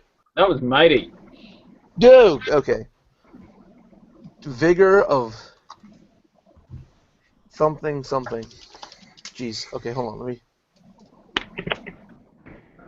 I gave you a whole thing, and you just had to change it, make a liar out of me. I'm sorry, Nelson.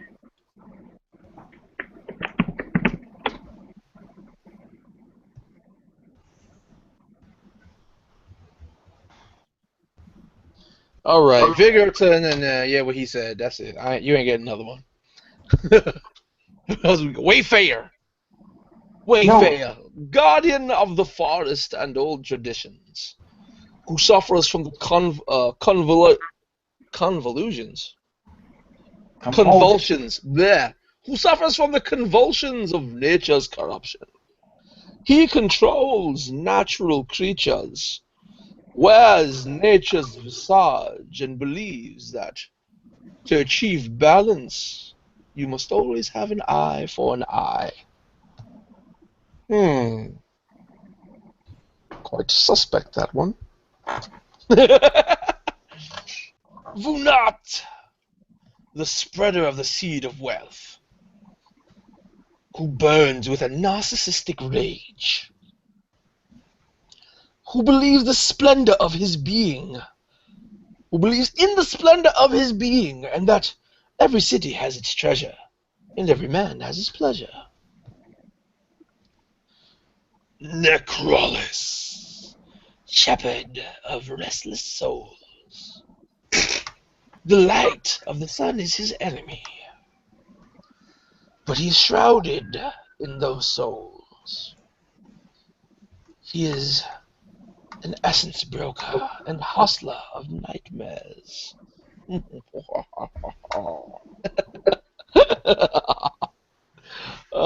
Poe. Yeah, we're not going to go there. What? You want to see what I've got so far? I'll share my screen, I think. I can do that. Yeah, we still got to go. We still got to go for Poe. That thing. That thing you guys call Poe. Whole man. There you go. Who's half man, half cow, half frog. He has 3 halves. It's amazing. They don't know math in the Stone Age yet, so he can get away with it.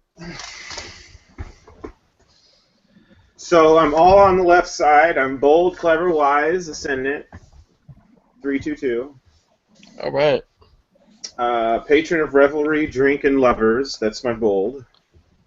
My trouble is fickle and gluttonous. My clever is master of the font of ambrosia, and that's what I use to control people, because I'm highly Master. addictive. Of the font? Of ambrosia, yeah. That's also what they call me. They call me the font of ambrosia, or Poe for short. For some reason, it's like looking up. Which one is that one? That one was your bold? That one was master of the font of ambrosia is clever, so that represents how he uses his nectar to manipulate people. Oh, jeez. All right. Yeah, because if you drink it, and what I'm thinking is I'm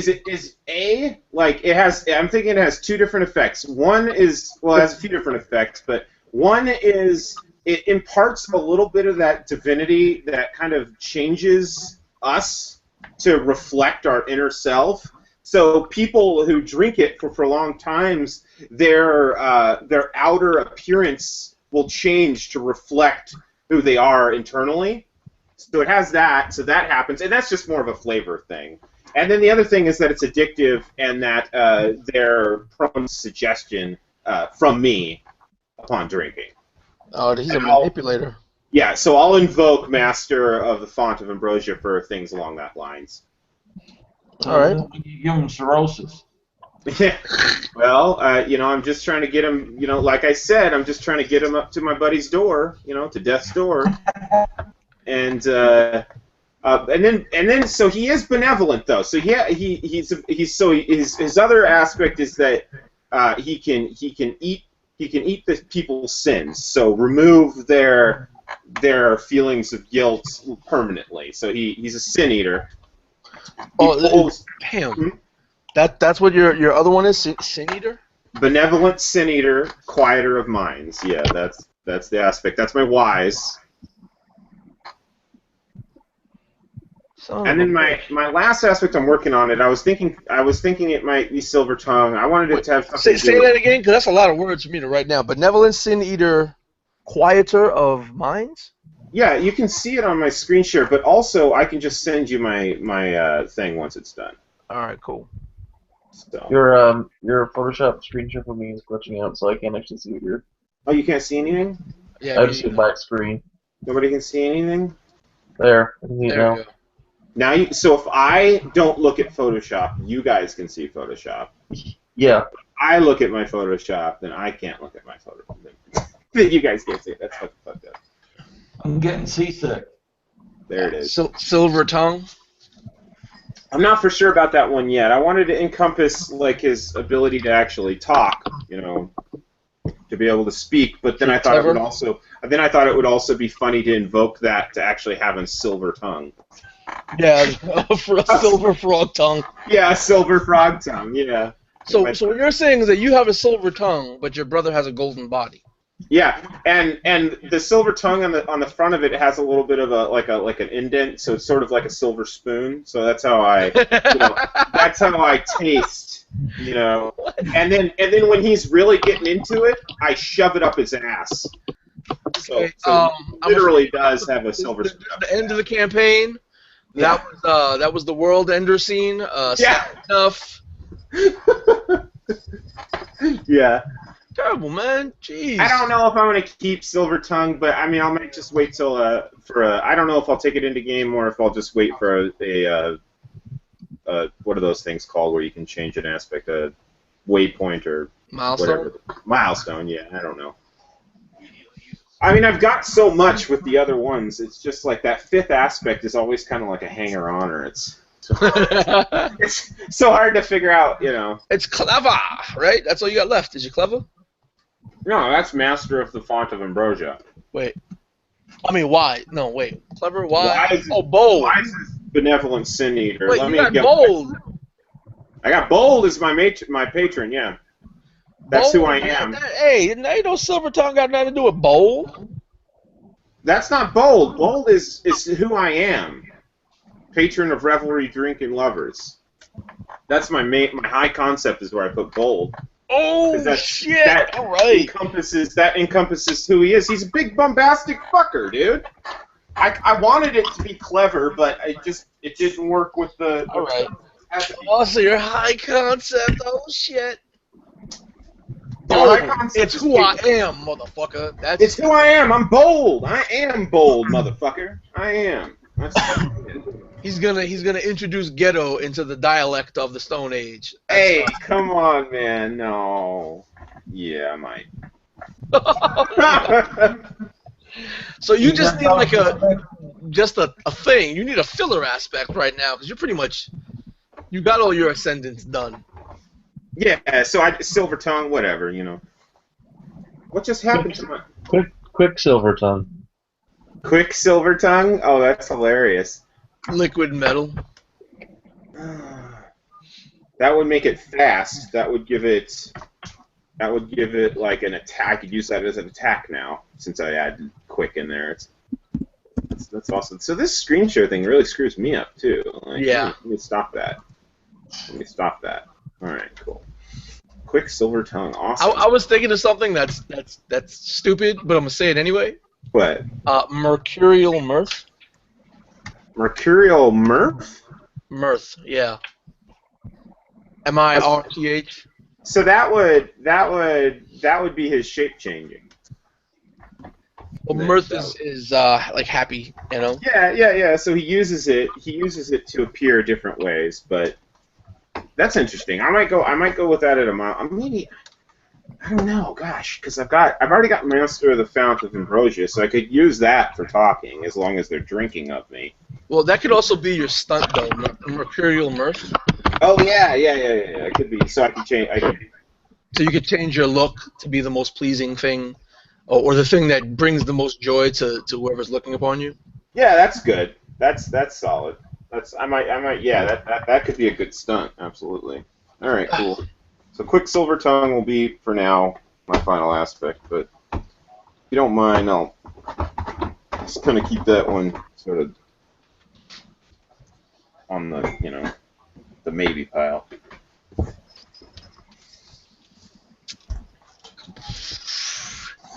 Quicksilver, because Quicksilver is mercury, dude.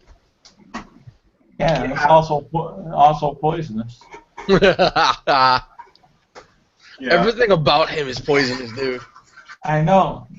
He's kind of fit. You lick his head. You get yourself. he's a tree frog with a goat body and yet a human body as well, who milks himself to make you so you can drink his milk and then get drunk and become his mind slave. Yeah, and it comes out as like just the most delicious mead ever.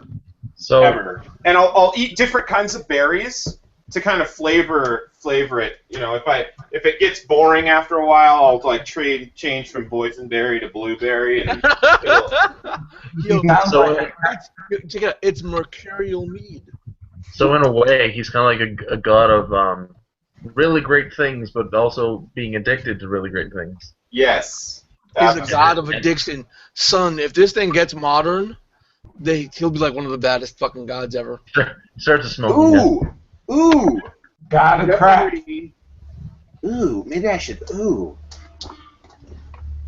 Ooh.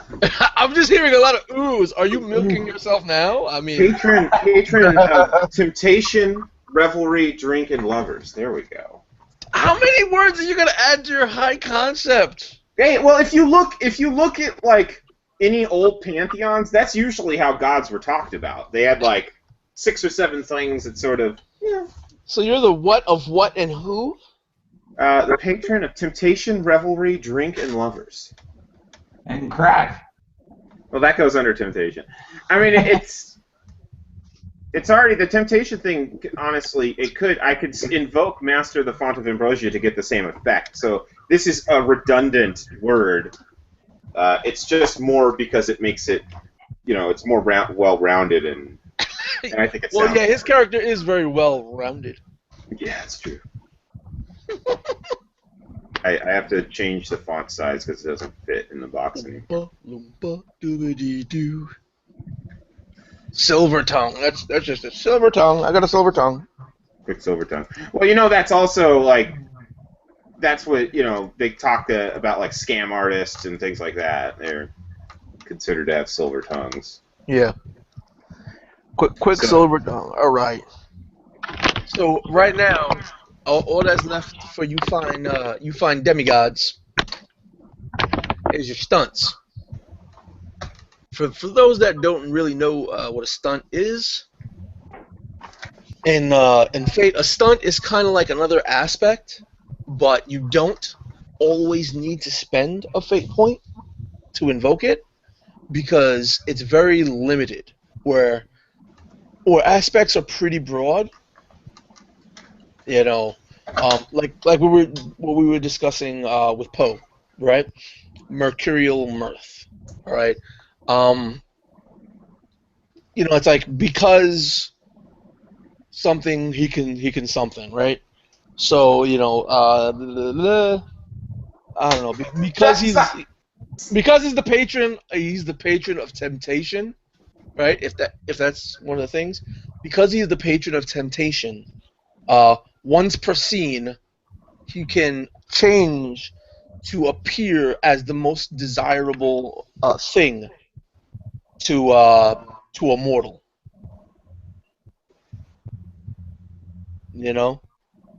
So it's a little How many stunts do we get off the bat? One. Is it 3?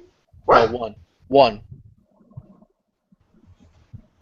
In this game, we're only going to get one stunt because every time you guys are going to get a new station, you're going to get a new stunt. Okay. I'll go along with it. I'm going to pick something else for now, then. All right. So we pick like an aspect like name for it, and then we do our. That's one way. Yeah. Or you could be like. They're more pointed.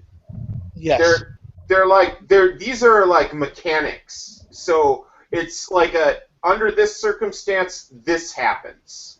Something along those lines. Or you can get one of the boring old crappy ones that are, under this circumstance, I get +2 to this type of roll. That's another type of stunt. They're boring and crappy, but they are useful. Yeah, they are very useful. They're very utilitarian and appear very utilitarian. Yeah, they just give you straight bonus. But like, okay, let's go to Necrolis, right? Because Necrolis is shrouded in souls, he can defend with subtle instead of swift. You know? Once per, what is it? Once per encounter or once per? No, like that's what he can do.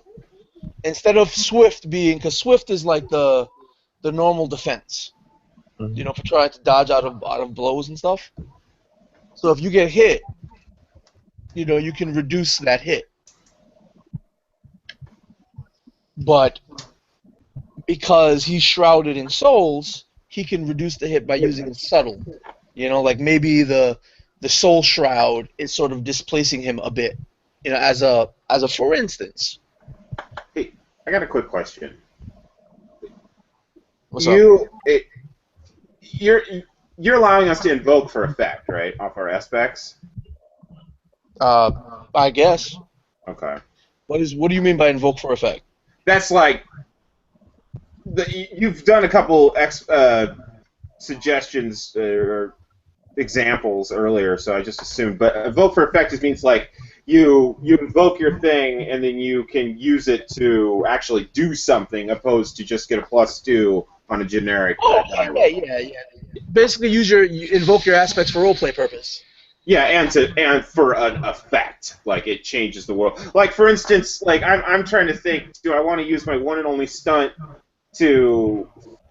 Do I need my one and only stunt to make the ambrosia work, or have I already kind of explained how it should work, and now I can invoke Master Font of Ambrosia to work it? I mean, that's what I'm trying to get. Yeah. You can invoke your Master of the Font of Ambrosia, and do it. But again, in Gods and yes, you can invoke for effect. I wasn't clear on the actual like term. I guess that's a term in the book. Yeah. But yeah. Okay. Definitely. That's for me. That's like invoking for roleplay purpose. Yeah, I mean it's the whole goddamn point of the game. I don't see why you would play if you didn't use that. So, some people don't. So I wanted to make sure, you know. I didn't want to get in the game and start trying to spend fate points to do cool stuff and be, you know. No. I don't think. Did you see the interest post? I don't know. Yeah. Well, the initial interest post for this game was just to you know, it's more about story. Don't try to win. Just try to be awesome, and that's it. All right, cool. Yeah, you know. As long as it's awesome, we're rolling with it.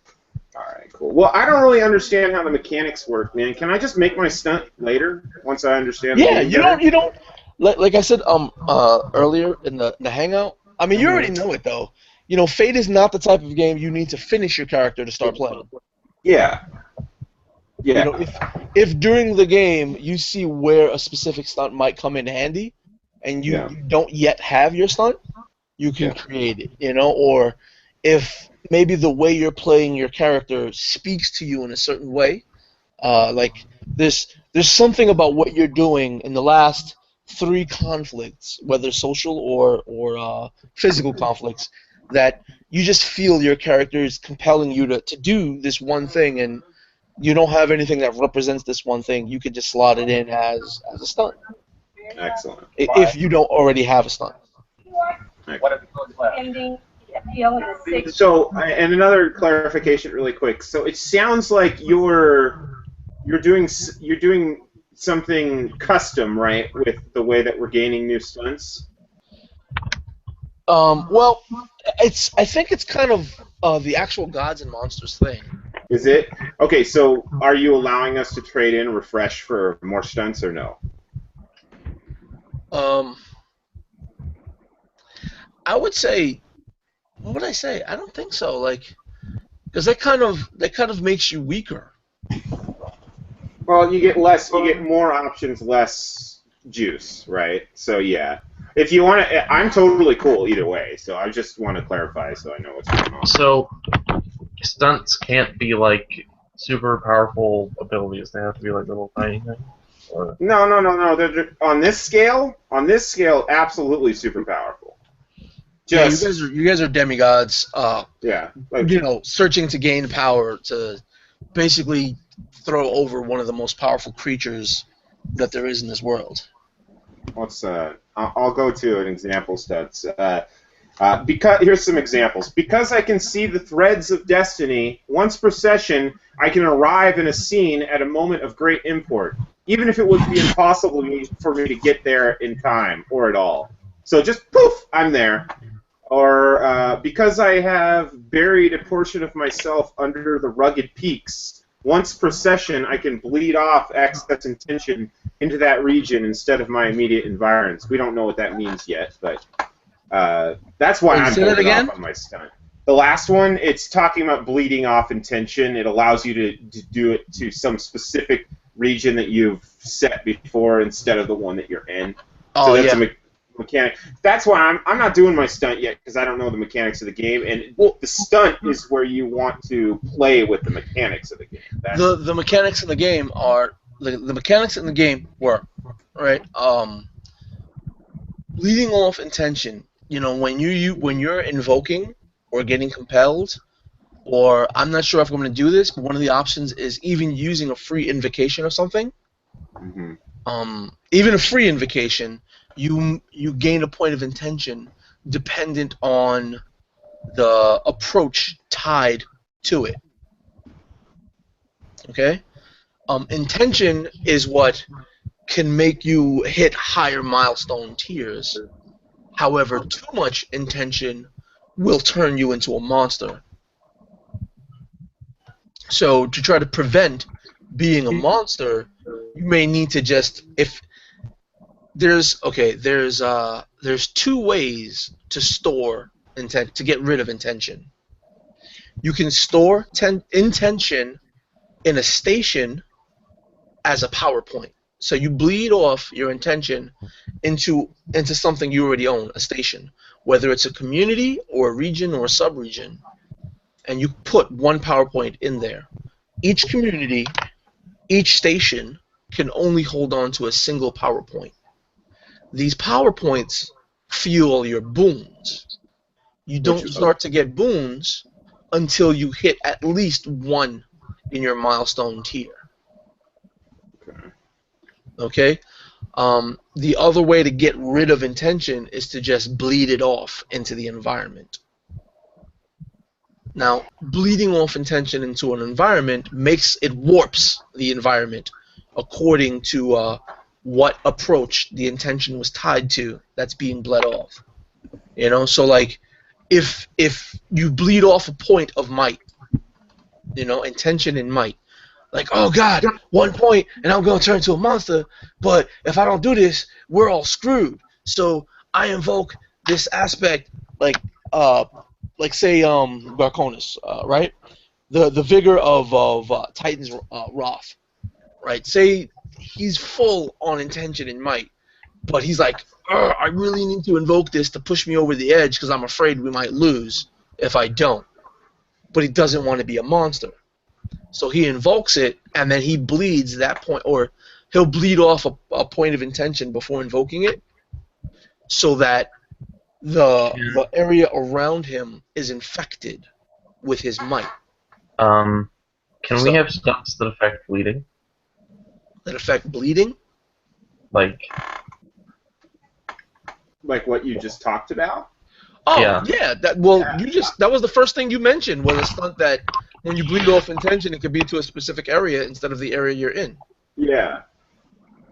Yeah, so that would make it so that, like, you know, you have, like, this, per se, like, verdant forest or craggy mountain that you call your home or whatever, right? So when we're out adventuring and we're in, like, the pristine plains and we don't want to turn that shit into a big craggy mountain or a forest, you know, an angry forest or whatever the fuck it's going to turn into, you could use your stunt and send that back. And this particular one doesn't even have a cost. It's just anytime this happens, I can do that. Yeah, bleeding off intention actually changes the physical world around you. Yeah. It also ties the physical world to you creating a station. You can create a station by bleeding off intention. I know what's going to happen. Well, but it does negatively affect the land around you. Not a great deal, but it starts to descend. You know. I think you gotta start turning natural bodies of water into liquor when I start bleeding stuff. Yes, off. that's exactly what I'm thinking. Fish dying, you know, the whole ecosystem starts getting fucked up. Like if Necrolis starts bleeding off his clever, Yeah. and because his ascended aspect is essence broker, Yeah. that might make me want to put some undead in the region he's bleeding it off into. Yeah, they start fucking just rise it up. He loses control of a couple souls, peels them off, and the horses in the region, the animals in the region never stay dead. oof, that would really piss off another god in the party. Yeah, well, that's the problem with bleeding off intention. Yeah, yeah, absolutely. You know, but if you look at the book and look at the first city is a large community, not a tribe, but an actual city, right? If you guys start getting temples or whatever built up for you in like the first or the second city, like in cities, one of the stunts that these things can do is crowdsourcing. Once per session, you can ask the city for an item or piece of information that you possess. That's cool. I would prefer to allow crowdsourcing for any community for free, not as a stunt. That way, like, we can create one-shots based on that, you know? Where you crowdsource, you actually crowdsource players, and maybe you might want to join in a game as a player. What's a crowdsource do? Once per session, you can ask the city for an item or piece of information that it possesses. By the end of the scene, a series of coincidences will have brought that item or information to you. If what you seek is rare, unique, long forgotten, or tightly guarded, it will not be delivered to you directly. Instead, the GM will give you an opportunity to claim it. If what you seek does not exist, you can't learn this instead. You know, if it doesn't exist, it doesn't exist. You ain't gonna. And that's just a mechanic. I gotta read this book, man. Yeah, you know. By the next time we play, I'll have it read. I'm gonna message you mine. Yeah, the sweeping plains, right? These are stunts for regions, and you know these can all be changed. Like I can change these, or we can change these during gameplay for sub-regions, right? But like you get a stunt. The stunt is majesty. Once per tale, you can call on the majesty of the plains to give another person a sense of their true place in the world. This person gains a new purpose in life, a dream to follow which will lead to new horizons and greater fulfillment.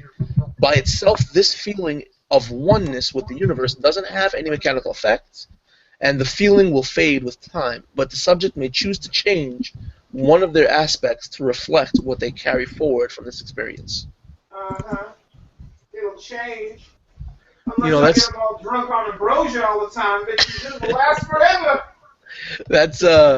That's just an example of the kind of stunts that you can gain from communities and regions. Yeah. Yeah. Go ahead. Well, I wanna focus it more on sub-regions than actual regions, because like if you look at can you see the map? If you look at this quick map I did in Incarnate, right? This region is a desert. What? That's right, you are. We get real shit. Yeah, this region over here is a desert. This entire region.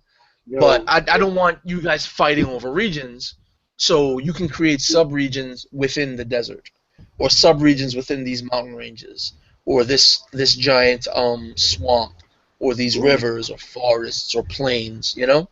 Mm-hmm. And I already started populating some of these places. So, you know, there's a few communities here, you know? Mm-hmm. If anybody wanted to be a water god, I've got a community in the water. It's called Wave Meat. Mm-hmm. So these are sentient aquatic creatures. I've got some shit in Awe Otekai, or Desenka. Yeah, I got Wakara. Alright, I send you mine on Facebook. Alright, cool. It's called Golden Persona. Oh, jeez, you had to entitle what you sent? I know, I just put underlined it on my page.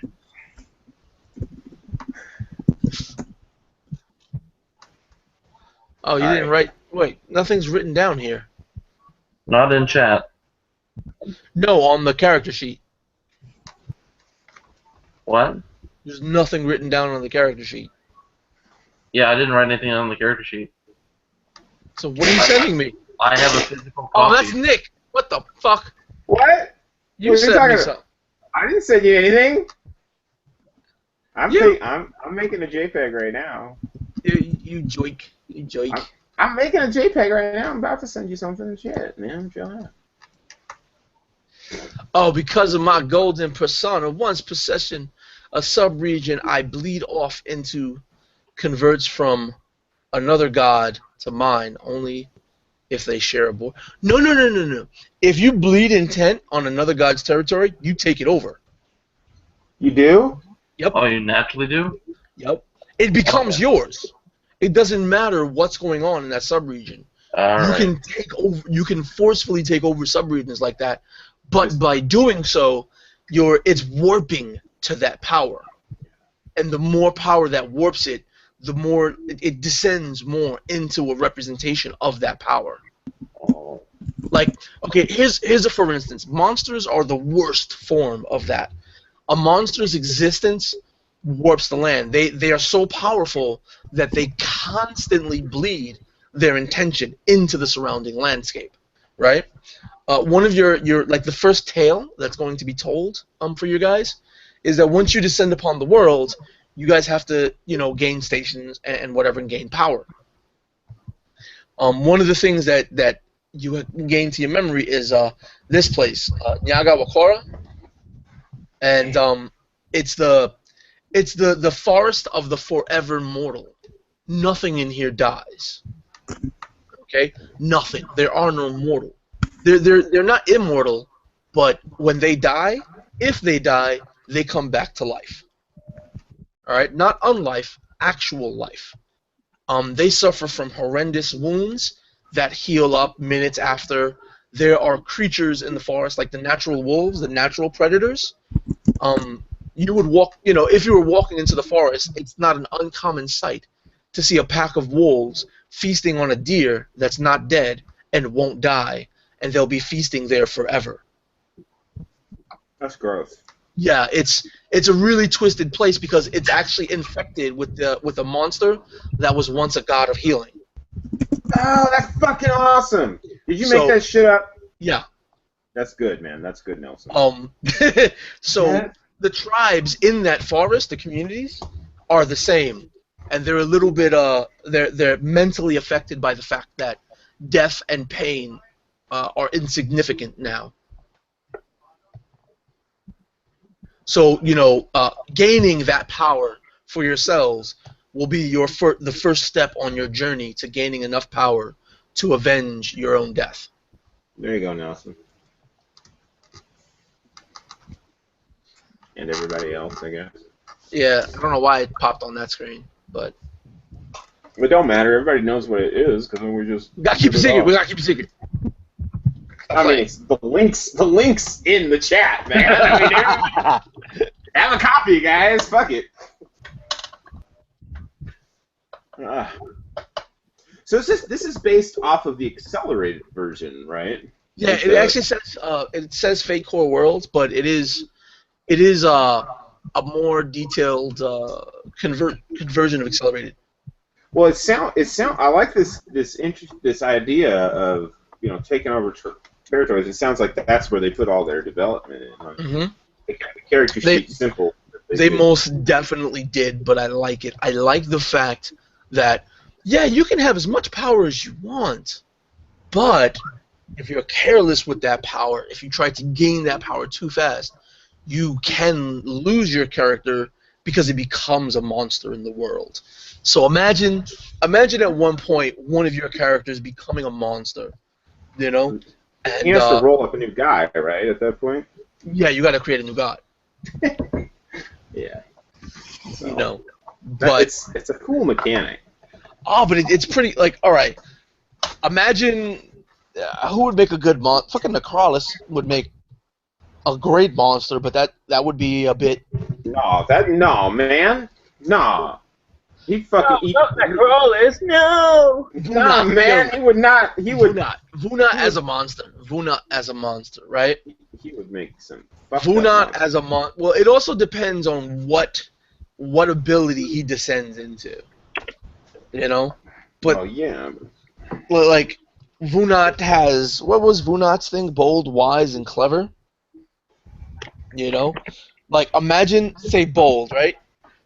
Bold is the aspect that overfills and makes Vunat a monster, transforms Vunat into this creature, and he still walks around as this vision of golden glory, but whatever lands he walks through, he infects, and like everything starts to become gold, the life, the trees, the animals, the people, you know? How does that make Wayfarer feel? That would not make Wayfarer feel good. How's that, by the way? Huh? How would that one work? I sent you a new one. For a stunt, Wayfarer could it be shape change into any creature? Not me. Wait, no, that's. Oh, you sent me something on Facebook again? Yeah. Oh, damn No, it. I sent that. Well, for Wayfarer, to shape change into any creature of the yeah, sure, that's fine. Okay. You know. Then that'll be his stunt, I guess. That's totally good. Because of my golden persona, when a worshiper dies under my influence, they are reincarnated as an incubi or a succubi. What? Dude! Because I'm a god of fertility. I'm all about bringing new life into the world. So why would I want my people to die? Dude, that is sick, that is twisted, that is dark, and fucking beautiful. I love you. But Nice. but that Oh. isn't necessarily all good. But then again, you can call upon assistance. Does it have, Succubi and but people have to start dying. That's all I know. people do have to start dying. Mortals that worship you need to start dying. Hell, you know what? With But that you have to stunt, do something son, to get the souls from me. with that stunt, right? Keep that stunt. That's not the kind of stunt you can readily invoke. But if you keep that stunt over the course of sessions, depending on what happens, like how many people die in whatever communities that you hold station over, you can actually have enough of them die to create an entire community of incubi and succubi. Oh boy. The corruption of nature. I would fucking love it there. Everybody's fucking everybody. Everybody's drinking all the time. Oh man. Yeah, brother. And they would not be monsters because they're just another form of your power. And it makes sense because right now there is no underworld, there is no afterlife. What if they were all born in your image? Like, if they were, like, blonde-headed goddesses or... Yeah, they look just like you. Every single one of them. Whether they were female or male. You are narcissistic. Or they could just have features that resemble you, possibly. Like, they have golden blonde hair and they have golden skin, and that's No, keep you that know. stunt. I don't care. Please keep that stunt. That means any incubi or succubi born into the world is actually your child. Yes, exactly. Immortal, right? But they should definitely have features similar to Look, it. Brian is already about to usher in the era of stone giants in this motherfucker. Okay. Absolutely. Daniel wants to create a fucking underworld. Why can't you create a couple of incubi and succubi? Unleash them on the unwitting world. I just want to turn the sea into wine and then drink the entire thing, creating a red wasteland in my wake.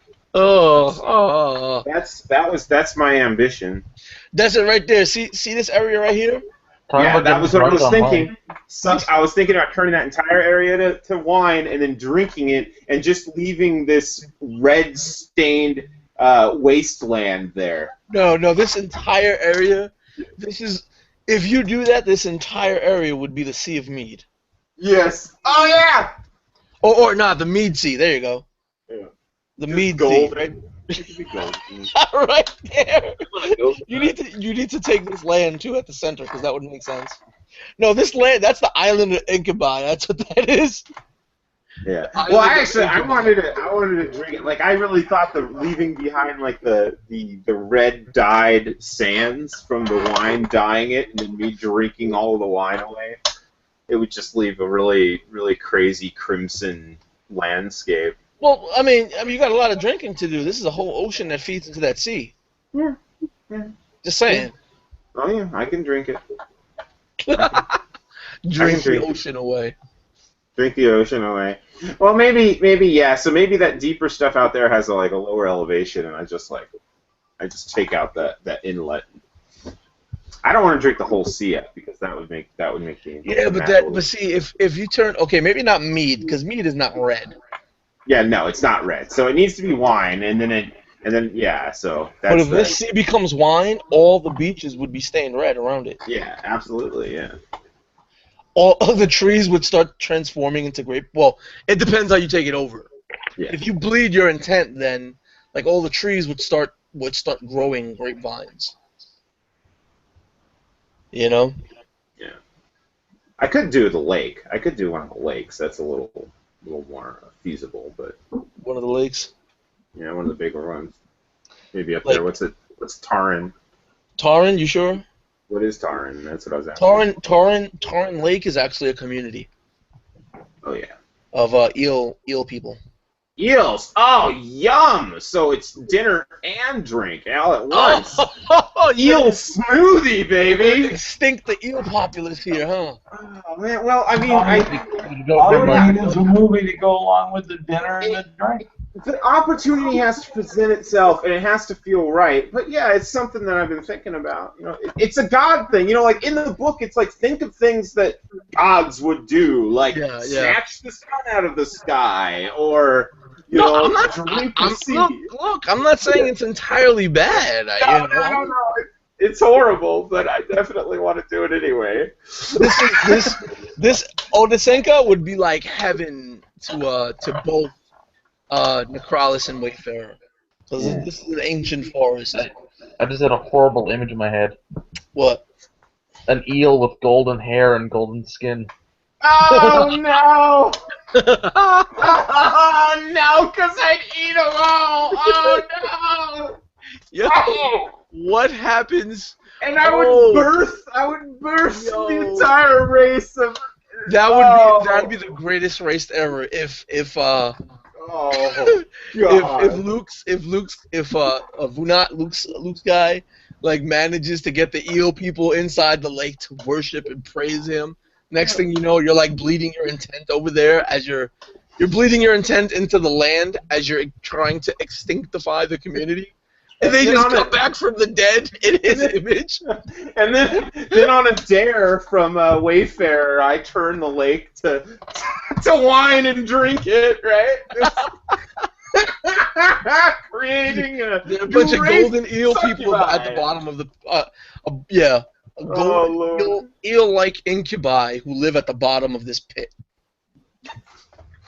Well, Maybe they'd have to grow legs at that point. And I think this brings Necrolis into the idea that like we're ruining things and like people just want to die and not have to deal with this anymore. So you know. Oh God, it's horrible. All right, cool. Yeah, I'm gonna hold on to my stunt until I can think of something fun. But don't think y'all gonna do all this stuff. There's gonna be monsters too. You're gonna have to fight monsters. Oh yeah. Just saying. Fighting monsters is all gravy. I mean, I don't know how good I'm gonna be at a fight, but I'll try. I'll squirt some shit at him. Oh, okay, I should say you're going to have to defeat monsters. Think of whatever way you can come up with defeating monsters and gods and other demigods. Okay. And the occasional hero. The occasional hero might want to challenge you guys. Just saying. I do love the taste of hero. Whenever we defeat these monsters or human beings, anything, is there any way? Because if I'm thinking of like, even though I'm creating an underworld, is anyone going to create a heaven or place like that. And can the do reason I that. ask that is because if we defeat a monster, if we defeat a human being, I could fight for their soul, right? Like I could suck their souls from their bodies and take them to my underworld and use them, right? Like a Mortals, guardian or something. mortals, yes. Monsters are not mortal. Okay. Gods are not mortal. You have to figure out ways to, like I said earlier, gods and monsters are like energy. Could never be destroyed, only changed. Like, the Titans How weren't about- killed, they were imprisoned. How about Yeah. imprisoned in the underworld? Yeah, you can start imprisoning monsters in the underworld, but you also have to be, if you create an underworld, you have to be aware of what happens when the monster escapes. Okay. Which would be great. I'm not saying it's a bad thing, because could you imagine, like, playing the campaign for a few sessions, you create an underworld, you start sending monsters to your underworld, then the monsters escapes, now all of you guys have to travel to the underworld?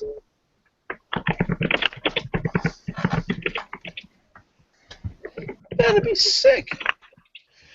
Or you could do a one-shot where the players play heroic souls that have passed. Damn, dude. And, they bartered a deal with Necrolis that if they defeat this monster and recapture it, that they could live again. Ooh, I like that. Like, there's a bunch of stuff, and then all of that just adds to the lore of a world, which would be, amazing to just post up and let other people, like, pick from that lore later on and play things, like, what do we want to play? I don't know what I want to run. I want to run, oh yeah, Necrolis, let's do that Necrolis mission where we have to fight for our souls, Oh, man, that's good. So what if in the underworld I had, of course this is after it's created, but I have maybe an annual tournament where I let souls fight, and whoever the winner is, I'll let them go back to Earth? Ooh, Yeah. yeah. Definitely. Why not? And then that also creates once the underworld is created, that creates inner tension between you and Vunat, because Vunat's followers, they don't die; they're reborn as incubi and succubi.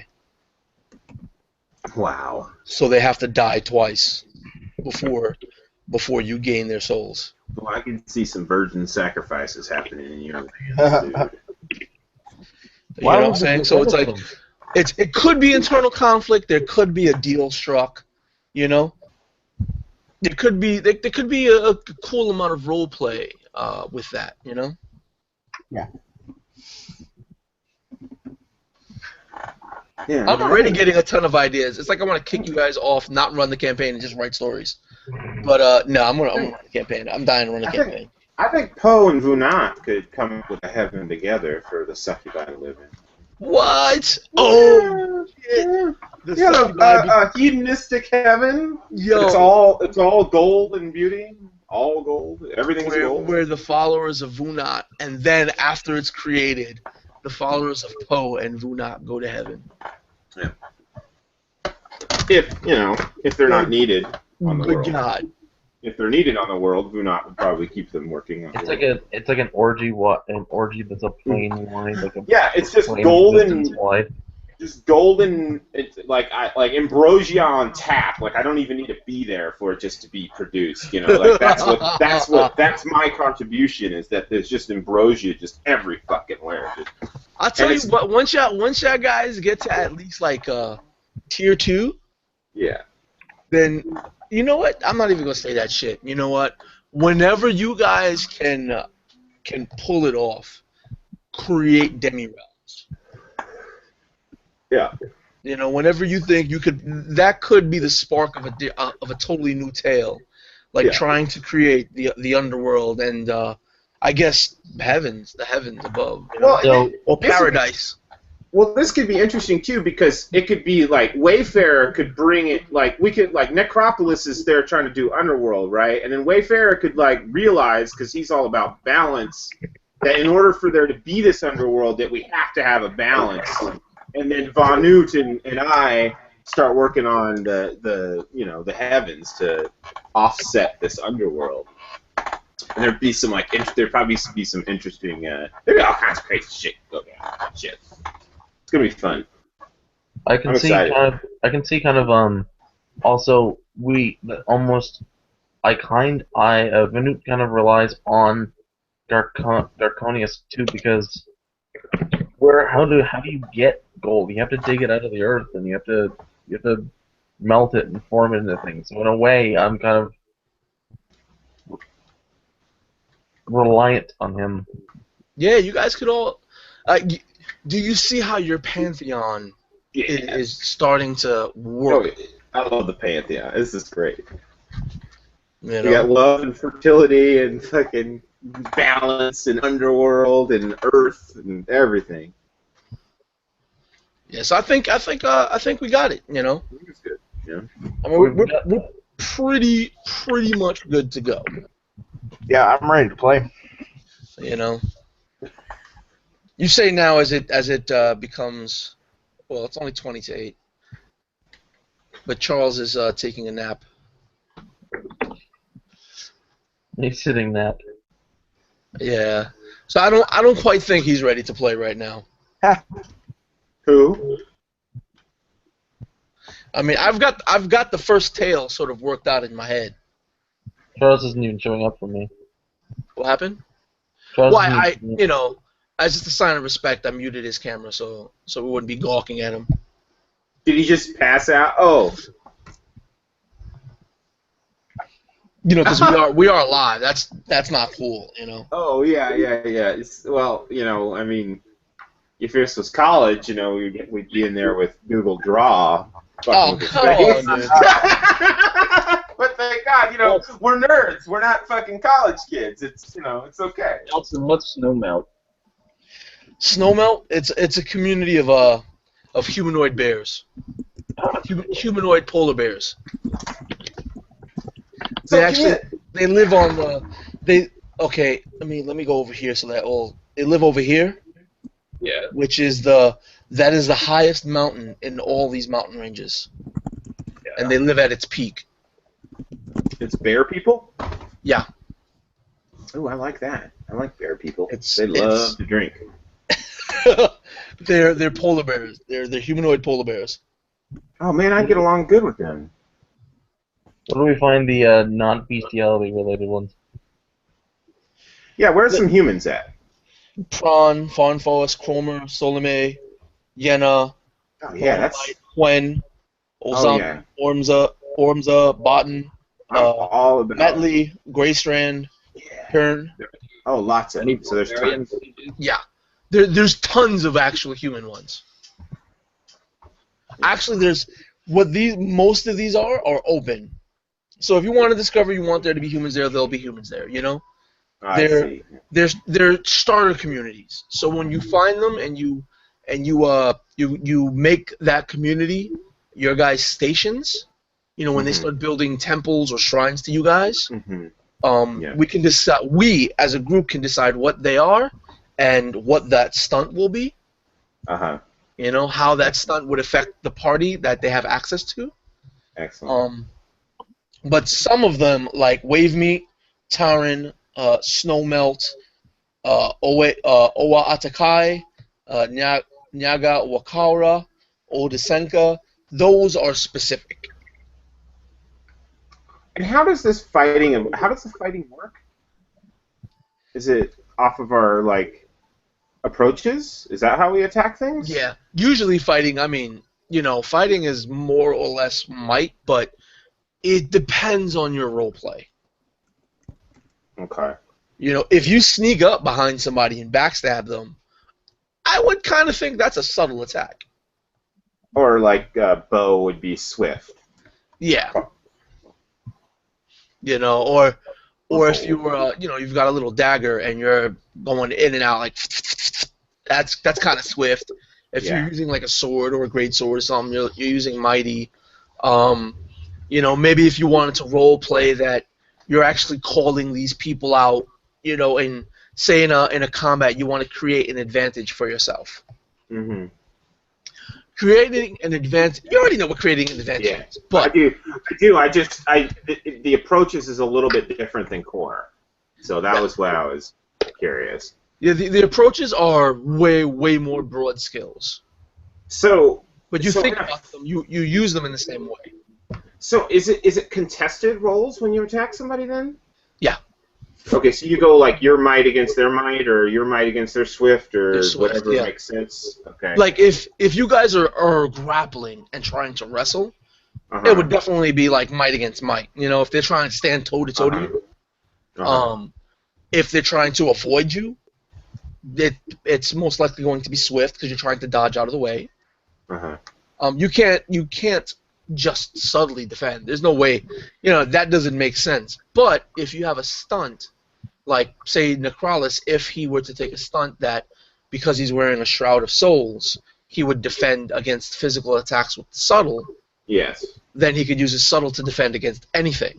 Yes. Because you never know if you're fighting him or his Shroud of Souls. Yes, that's awesome. Like things like that. Yeah. Yeah. Okay. And then stress just works the same, but we only have one type, I see. Yeah. Okay. So can you do can you make, because in core, right, you can make like mental attacks, right? So can you use like bold to do things in combat? Is there any? Like I said, it's dependent. It's dependent upon the role play. Okay. So like, what would an example of an attack covers? Doing deeds with great fanfare and generally make yourself the center of attention. Yeah, maybe not so much for an attack, but for creating an advantage. Yeah. Oh, okay, yeah, there we go. So you could create the advantage and give that to a dude who can attack. That gives him a +2 and makes his hit much more likely to cause stress. Excellent. Yeah. Yes. Okay. So if you're like, haha, I'm here, look at me, I'm absolutely wonderful. Yes. Like, what? You ain't wonderful, but you are kind of glittery. I do like. Oh, what's that sword in my back? Damn it, Absolutely. Yeah. Hmm. That's an incredibly cartoony way of saying it, but. Yeah, that was. I saw it. It was like a comic book. It was good. Yeah. So I mean, I've been doing a little work on this. Yeah, I like this system. Like, I may have to dabble myself just because this is cool. Like, and it's got this resource shit. I'm gonna read the shit out of it. I've read the book twice, and I need to read it a few more times. Yeah, that's all how all fucking Fates, because they're all high and really obscure about a lot of their shit. Because the whole thing's supposed to be as custom as humanly possible. So, which is the beautiful. Yeah, it's the beauty of it. Yeah. Well, you can go really crunchy with it, but for this, I like the open-endedness. I like the fact that bleeding off intention warps the world around you. Yeah. And that other gods can actually steal your stations. Are you gonna, when we start getting into it, are you gonna do little color overlays on our territory? I mean, if it I can help you with that if you. Yeah, if we're always, well, if we get really deep into it, like it's not just a 1 or 2 session thing, and it's a full-blown real campaign, kind of like the way I want to do it. Yeah. I'm taking this over to Photoshop and I'm remaking everything. Yeah. Okay, good. Okay. You ever seen the satellite maps I make? I've looked at a lot of your stuff, but I don't know what that means. Right? The ones that look more realistic. Yeah. Okay. Yeah. So I've seen most of your videos. I'm pretty sure. Yeah. Well, I haven't done a video on my satellite maps. Okay. Then I probably haven't seen that yet. But I've posted them in the Facebooks and in the Mapmakers Consortium. Was it before, like, a couple weeks ago when I joined? Probably. Yeah. Okay. I've got but I do make a little bit more 3D looking maps with just Photoshop. Okay. Nice. Yeah. So, I guess like that's not a very good. I get the picture though. Okay, there you go. Those aren't the very good. I can't find where did I put the better ones. You just need to chill out on the bevel just a little bit more. That's all. Well, can you see that one? Yeah, no, that's great. Yeah, this is one of the more serious ones, even though it's just practice. But like remake it on that bevel. It looks great. Yeah. Yeah, what on the shorelines, right? Yeah, on the shorelines. I just messed up my layers when I did it. Man, but, I'm fiddling around. What do you do that with? Photoshop. And You got all right. You got to show the technique on how you do that Yeah, 3D. I just do the whole thing in Photoshop. It's just a bunch of layers. How do you make you? So you just do the 3D effect by hand? It's well, what I do is I use a lot of different bevel layers, Uh huh. and sometimes I go in with a shadow layer on top and let that inform. Like I hand paint it sometimes Uh huh. to just bring out certain effects. You're gonna have to show that technique off. It's good. Yeah, all right, dude. I've got so many tutorials I want to do. It's Yeah, amazing. I know what it feels like, man. Fuck, then they're a pain in the ass to do too, because you So- say one wrong fucking word, you gotta start holding on that thing. So we have our stunts and stuff. So what's next? Pretty much just learning how the dice roll. Mhm. You know, I'm gonna load up the Fate dice roller if you guys want to check that out. Yep. The Fate roller is much better to use for playing Fate than Dice thing? Dice Stream, yeah.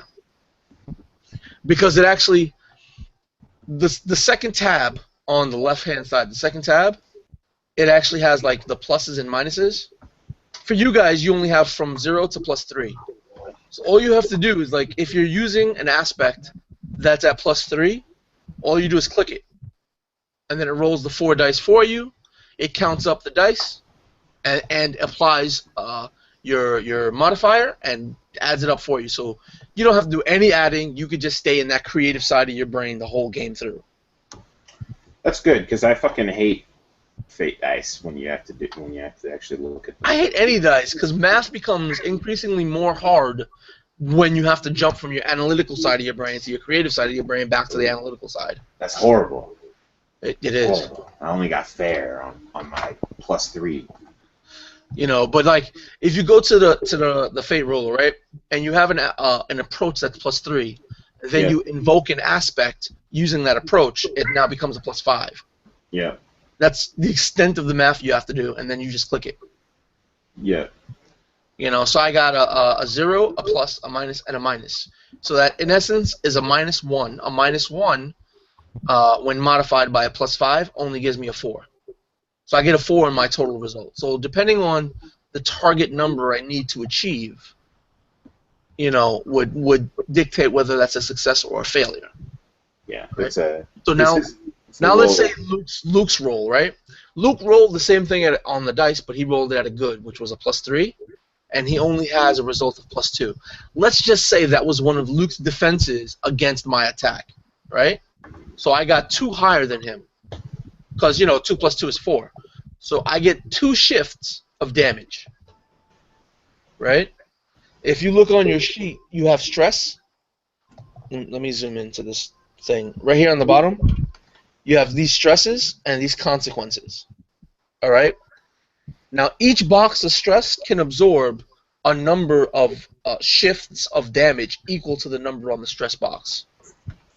So I did 2, he would have to mark off, X out his 2. So his 2 would be gone for the scene. If I do a number of stresses to him that equals the entire stress box and they're all crossed off, he now starts taking consequences. Consequences work in the same way, but they're more lasting. Stress goes away at the end of the scene. So if you have a fight scene, at the end of it, your stress goes back to normal. You're at 100% stress all over again. However, it's a little longer for consequences. They have to be healed in more role-play fashions. Also, consequences are negative aspects. Like, if I attack your god, right, and you take a consequence, and it ends up being, hypothetically, a moderate consequence. That moderate consequence, if I hacked you with an axe, could be I lop off an arm. Right? Now, you guys are gods. You guys are gods. That's not permanent for you guys. But maybe you might need to do a ritual to reattach your arm or to regrow an arm. You know? So that would take some sort of like role play and some time to fix. And I think a milestone in some cases. Yeah. Like say a severe consequence. I lop off your head. Yeah. You guys are gods and demigods. Got to carry that shit around. That sucks. Yeah, you got to carry your head around, and I can now invoke decapitated whenever I want during gameplay. It's like when I invoke a consequence, it's the same as I have to either spend a point as the GM or give you a point of a fate point. You know, so I can invoke it to give you a -2 to whatever you're doing. Because you're headless, you know, you're carrying your head around. It's a lot harder to do anything. Yeah, but if he does that, he's got to give you a fate chip, which then you can turn around and use later to do something badass. Yeah. It's an economy of looking like an idiot and being a super badass. It's a back and forth. It's a constant back and forth. Well, not necessarily an idiot though, because if that's not your role play, like if you don't want to have like stupid stuff happen to you, then it'll be like violent stuff happens to you, or like psychologically traumatic shit. You know what I mean? Like whatever kind of role play, Nelson, will work. That's how it does. Yeah, well, I'm not gonna try to make it's all about being awesome, doing awesome stuff. It's supposed to be. Yeah, so it's like the volcanic anger thing. That'll be awesome, but it'll be very detrimental to you guys. What else? What else you got here? What is it? The narcissistic rage, dude. That's going to be incredibly detrimental. But that doesn't need to be an idiotic thing. You scream out, "No, I'm prettier." I'm not going to do something. That's just corny. But going into a rage and like, if anyone were to look upon another mortal with a more longing gaze than they would when they look upon Vunat, then I might compel his narcissistic rage to make him want to destroy the entire community. Then you would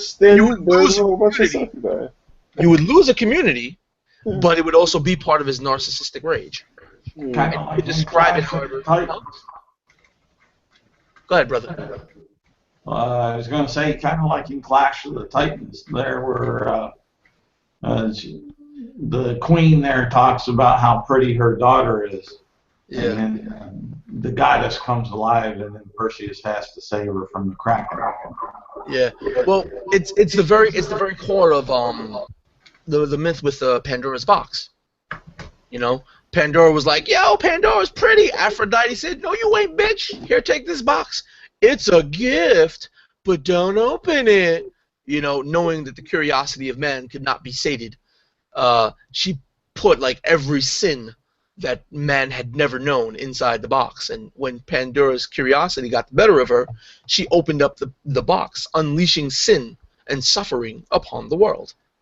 The entire fucking world. Not just the community, But things like that are very, mythology and stuff. Mythos. How I kind of saw that his narcissistic rage was less of the thing like, it would kind of defeat the purpose if he was a fertility god that didn't want anyone else to have sex with him but him. But at the same time... It wouldn't make sense, but it would play into his narcissistic rage. Yeah. And on top of that, like, if someone used his image in a way that he didn't like, then he'd also get angry. Yeah, it's I don't need to be the only one to compel. Yeah. You can compel your own aspects or troubles, or you can compel that of your fellow players. As long as when you let me know what you want to do with the compel, it's something that I go, "Oh, yeah, do that." If you wanted to compel yourself, then you would have to make it make sense to me, because that's you gaining a fate point. But as long as it makes sense to me, and I think it's worth giving you a fate point, go for it. The other thing I wanted to mention is that with narcissistic injury, specifically because I looked this up, is when somebody gets hurt, they shape their way of being so that injury that they took is now that perfection, the newly perfection they've gained.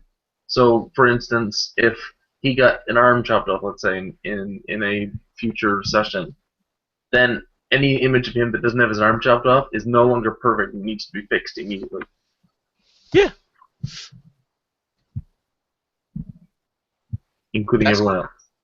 That's cool. All his followers would, hey, I'm gonna compel your narcissistic rage. Okay, sure. Here's a fate point. What happens?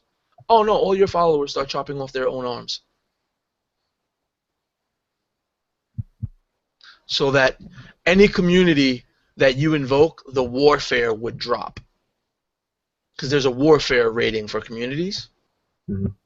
That's their rating on as a community as a whole, how well they would fight. So when you're starting to send your tribes and your cities against other tribes and cities, you know how well they would be.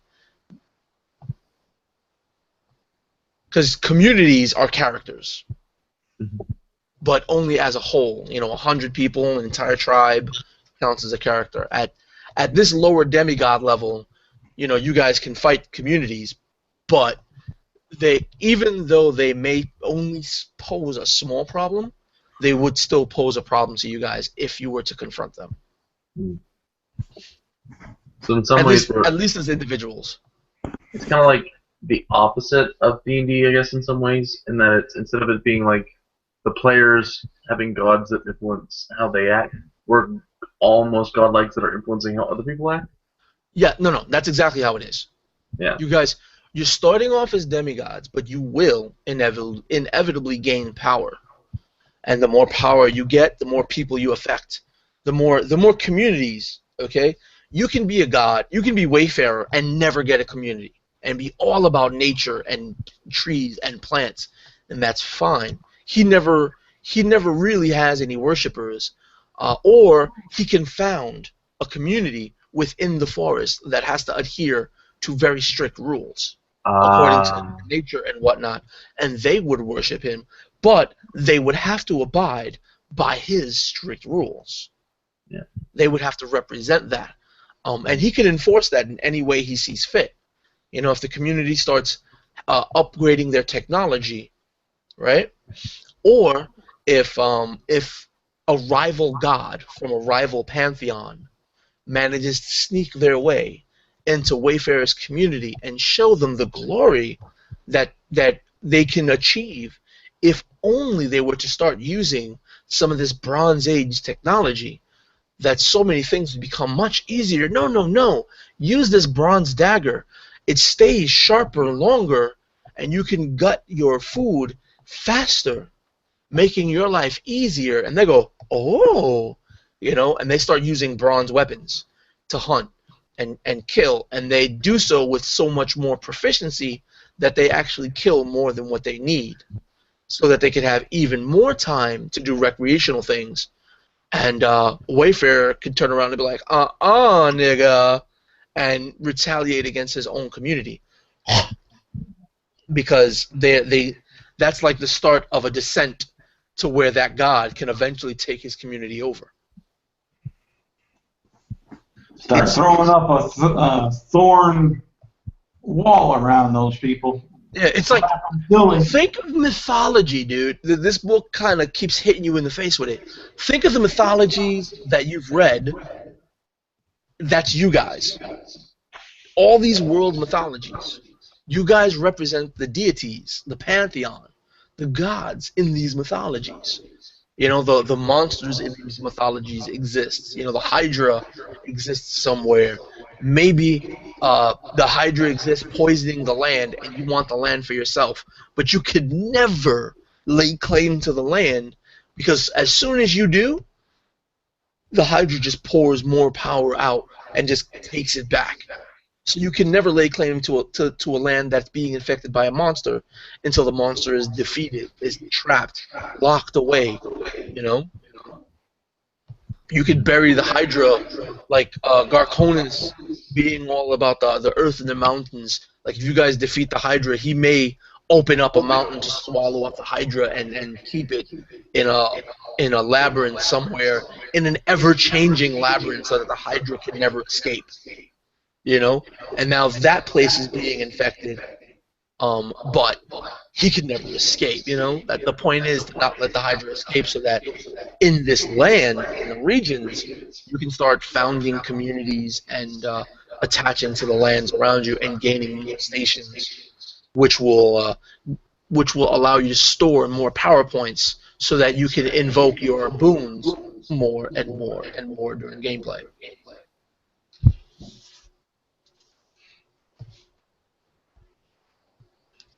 Will there come a point when we're playing that our approaches will change? All the time. If if your approach is, oh, are you talking about like the numerical value? Yeah, Probably. Maybe I'll. I haven't read in the book where it states this, so this is just me thinking off the cuff right now.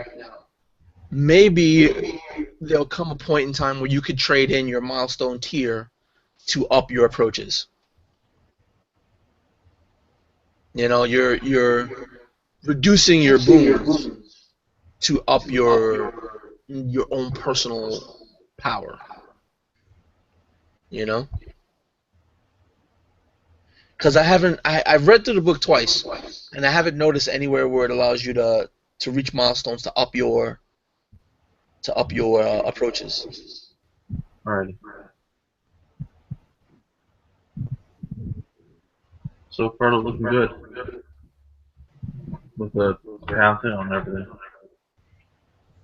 But I like what I read about this thing. I really like what I read. Oh, fair enough.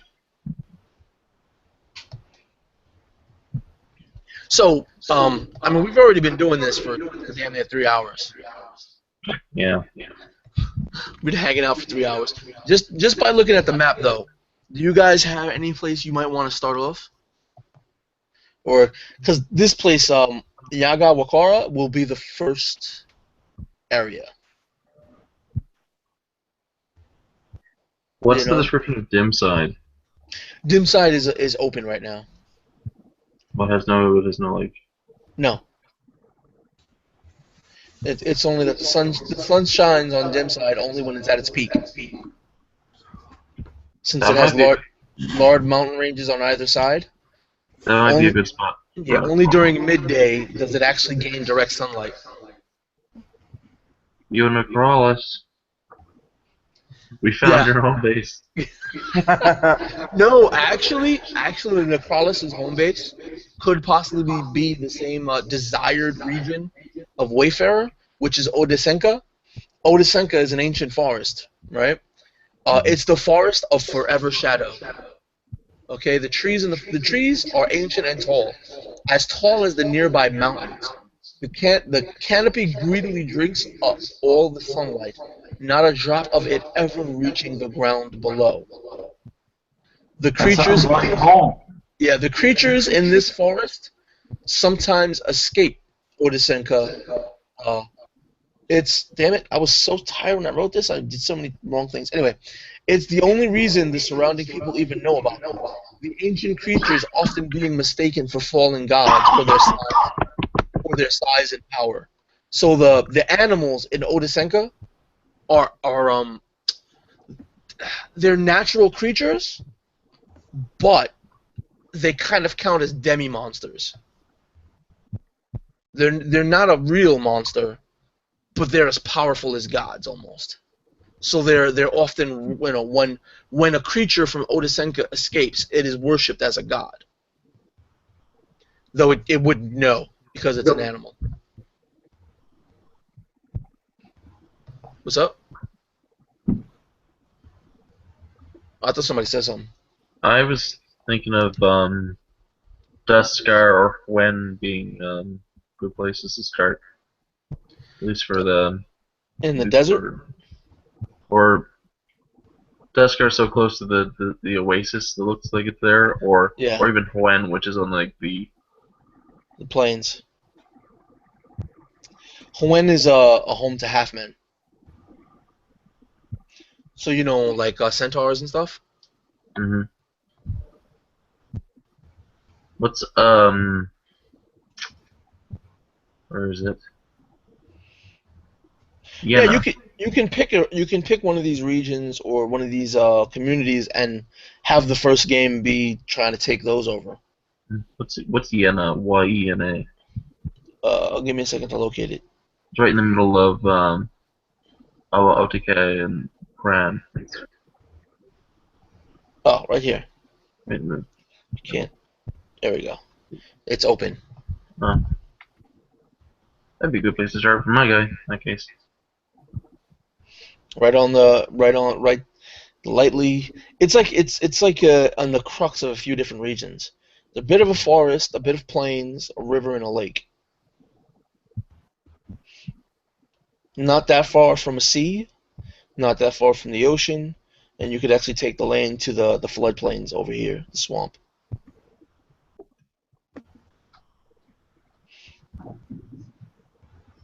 So yeah, that's a pretty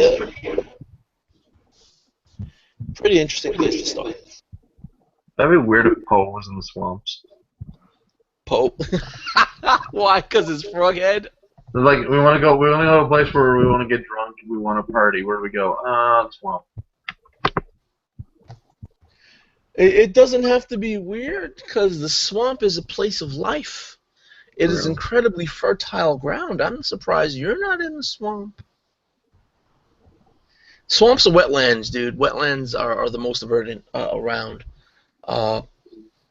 Except I think it's wetlands and volcanic soil that are very fertile.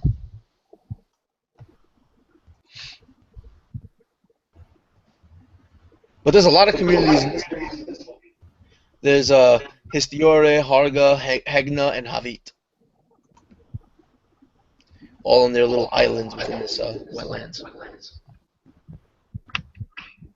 I noticed there isn't a station / place on that island that happens for you.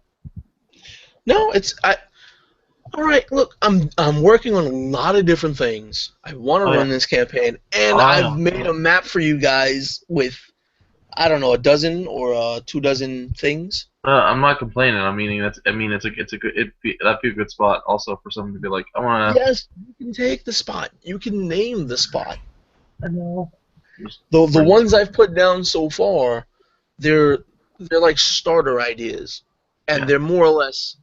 Most of them are actual communities, not locations.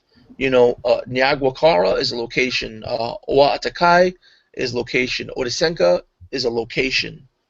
But the rest of them are communities, except Taran. Taran is both a location and a community. But the other lakes aren't named. The other rivers aren't named. This actual swamp area is not, named.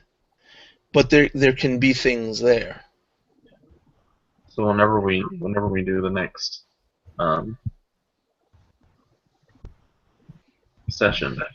Yep, session 1, the beginning. Yeah. In the beginning, what do you guys think of next Tuesday? Just keeping it Tuesdays at 5. Yeah, that works. That works because I'll be right out of my first day of school after that.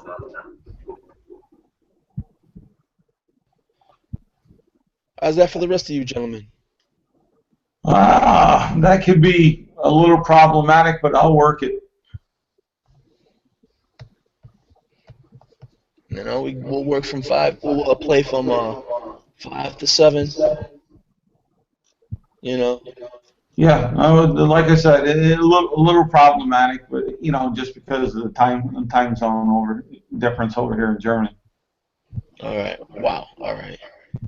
But it's workable. So I'll try not to be a stumbling block on that, bar any missions.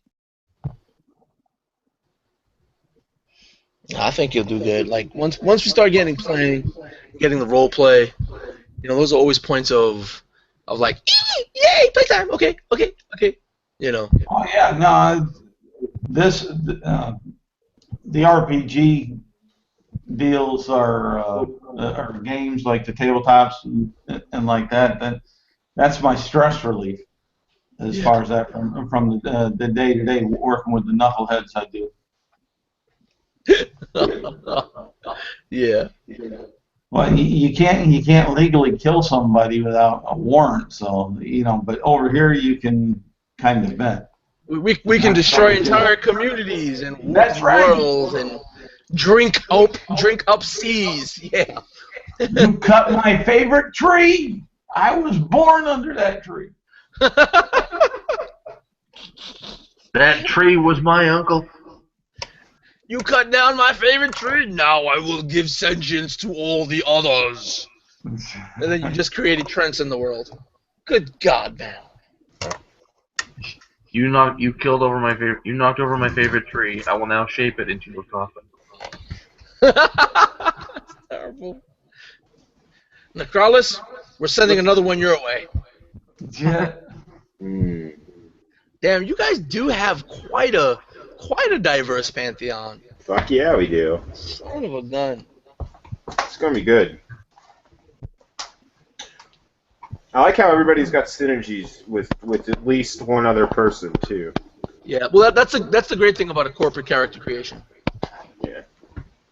Then you guys can start working on like ideas for how you're gonna work in the future and maybe tactics for approaching certain situations, Yeah, absolutely. And then I can start throwing y'all guys curveballs and. Oh yeah.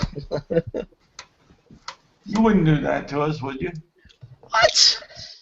We're your favorite turds. You won't do that. You guys are very experienced and intelligible gentlemen. Y'all can hit a curveball. Y'all can hit an intellectual curveball, right?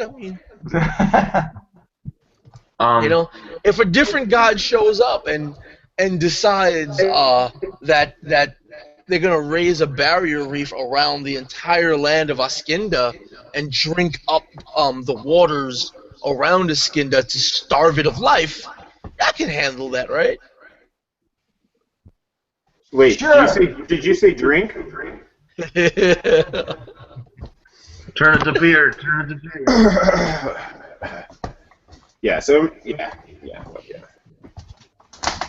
The only two thoughts I had left in my head were you planning that each session was going to take place in a different, like, Bronze Age goes to early Iron Age No. goes all like. Not each. That's more of a one-shot approach. I want to run it more like a campaign, where the ages will depend on what you guys are doing. It's kind of dynamic and Yeah, natural. it's like because technology is a feature in communities. Yeah. You can raise the technology level of a community. Now, if you guys, okay, the idea is that the first part of the campaign will be to rule over all of Askinda. Askinda is the generalized region. Once the only pantheon in Askinda is yours, all right? This is the land that the gods forgot. So it's going to be infested with monsters. But once you guys can rule over Askinda and shape it in whatever way you guys start shaping it, it might move from late stone, early bronze to middle bronze age, where there are more actual cities and communities, or it may depend on how you handle the cities and the communities. Do you keep them as separate communities, or do you try to tell me, like, I want to grow my community's population into an actual city and start creating trade for my people, for my worshippers? That's up to you guys. You may be moving further through the ages than the surrounding lands. Or the surrounding lands may eventually move faster than you. It all depends on, like, the flow of the story. This is not railroady in that sense. The entire world is malleable, dude. If you want to dive into the ocean and try to raise a mountain so that you have a brand new island, I'm gonna put a brand new island on the map. The entire world is malleable, like gold. Malleable minds. Word. If you want to pull out gold from the earth and have Krognus help you shape that into a golden mountain, Ooh. and that would be your perch to rule over your people, then so be it. Do it. Yeah. You know, there may be consequences involved. There may be a quest that, as demigods and gods, that you need to undertake. That just happens in the game. You know, do what you guys are gonna do, and whatever happens, happens, and just roll with it. All right. So what are we gonna play next? I want to next Tuesday, 5 o'clock. Okay. As soon as we get we get off of this this broadcast, I'll leave and I'll make the new Mm-hmm. event. And then you guys could like send me or just post up your characters over there. That way I can copy them and have hard copies. Mhm. Well, I mean, you send me a link to yours already, so I already have that. But you know, it's also it's also good for the rest of the players to know your characters. That way, because like I said, not just the GM can compel. A player can compel another player's aspects and trouble. So if one of your fellow deified friends, you know, one of your brothers, one of your members of the pantheon, run out of fate points, and you're like, damn, you know. Well, I'm gonna compel his explosive anger, his volcanic anger. Why? Are you gonna accept it? You have to because you have no fate points. Okay, take a fate point. This is how you're gonna react, right? And then you let me know how you're compelling that volcanic anger, and if it's sufficient, he gets a fate point to use later on. And depending on the situation that's created, you may even use a bad situation to your own benefit. You know? Like, okay, just think like your mythic gods, your gods from ancient mythos. All right? If you say compel his volcanic anger, and you say, all right, he gets so angry, in his anger he jumps into the sky, and then crashes back down onto the earth, making the entire earth rumble. All right? He knocks us. He may knock us all off of our feet, and then the earth cracks and separates, and magma begins to usher forward, right?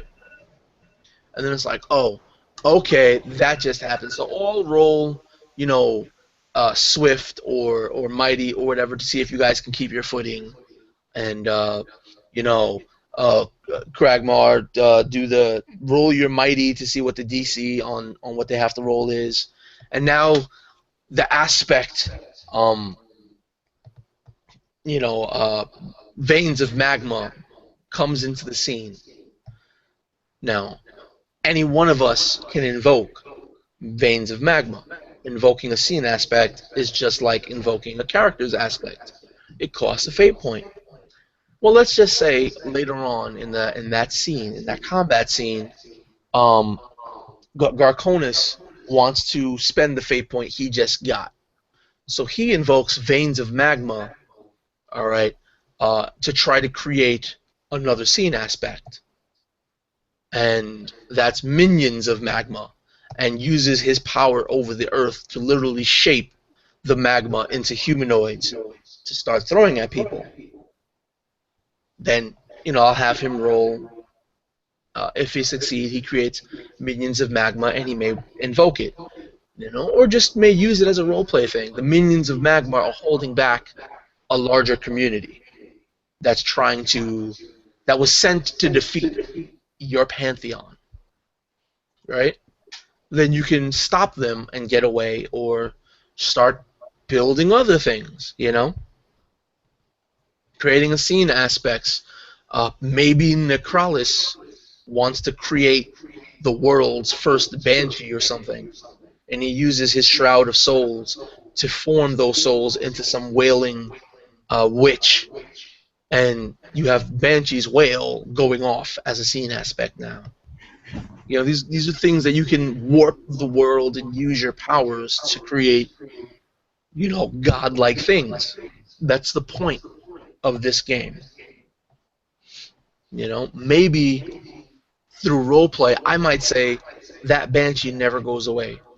Before you can consume those souls back into your soul shroud, she flies away, and now she becomes an essence in the world, a thing in the world that may even cause you to start another quest or send your communities to hunt down the banshee. Maybe Necrolis has an idea, he wants the banshee back because she's literally killing your guys' communities and weakening them. So you might want to defeat the banshee. How do you defeat a soul? Well, do some rolls, do some role play, and maybe you have to create a magical dagger. The magical dagger steals souls, and you create it to steal the souls that made the banshees, trap her in the dagger. And you send one of your people to with this magical dagger to slay the banshee and bring back the souls trapped in this dagger. And it's designed so Necrolis can separate the dagger and release its power and consume the souls. That could be an adventure just to create that dagger. You know, maybe the people you send can be a one-shot, and if the players don't want to go back to Necrolis and they want to keep the dagger to themselves, that in turn creates a story aspect for the next game. All right, Necrolis, your followers that you send keep the dagger, and they keep slaying innocents to steal their souls to gain enough power to become powerful creatures themselves. Now you guys have to get involved directly. Mm-hmm. You know, it's a constant back and forth of storytelling and things that can happen. But remember that you guys are... This entire realm of Askinda is only the very first step. So think of the Greek pantheon. Think of the Aztecs. Think of the Inca. Think of, you know, Norsemen and their gods and all of that. The Celts, everything. And think of the scope of what their god did and say, yep, I want to do that.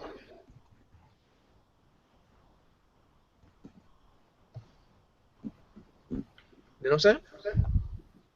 Yep.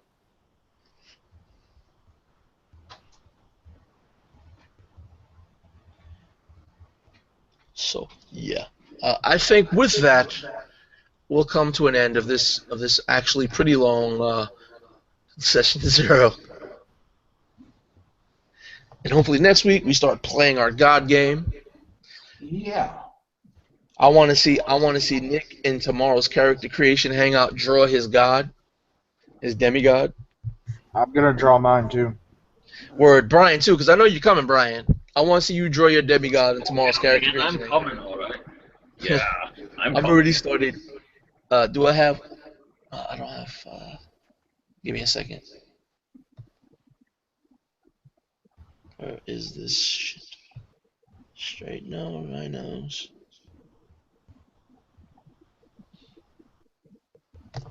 Alright. Let me just drag this over because it's faster. I was already concepting some monster designs for the game. Where is it? Shoot, that looks like a giant Which with one a is it? silver tongue.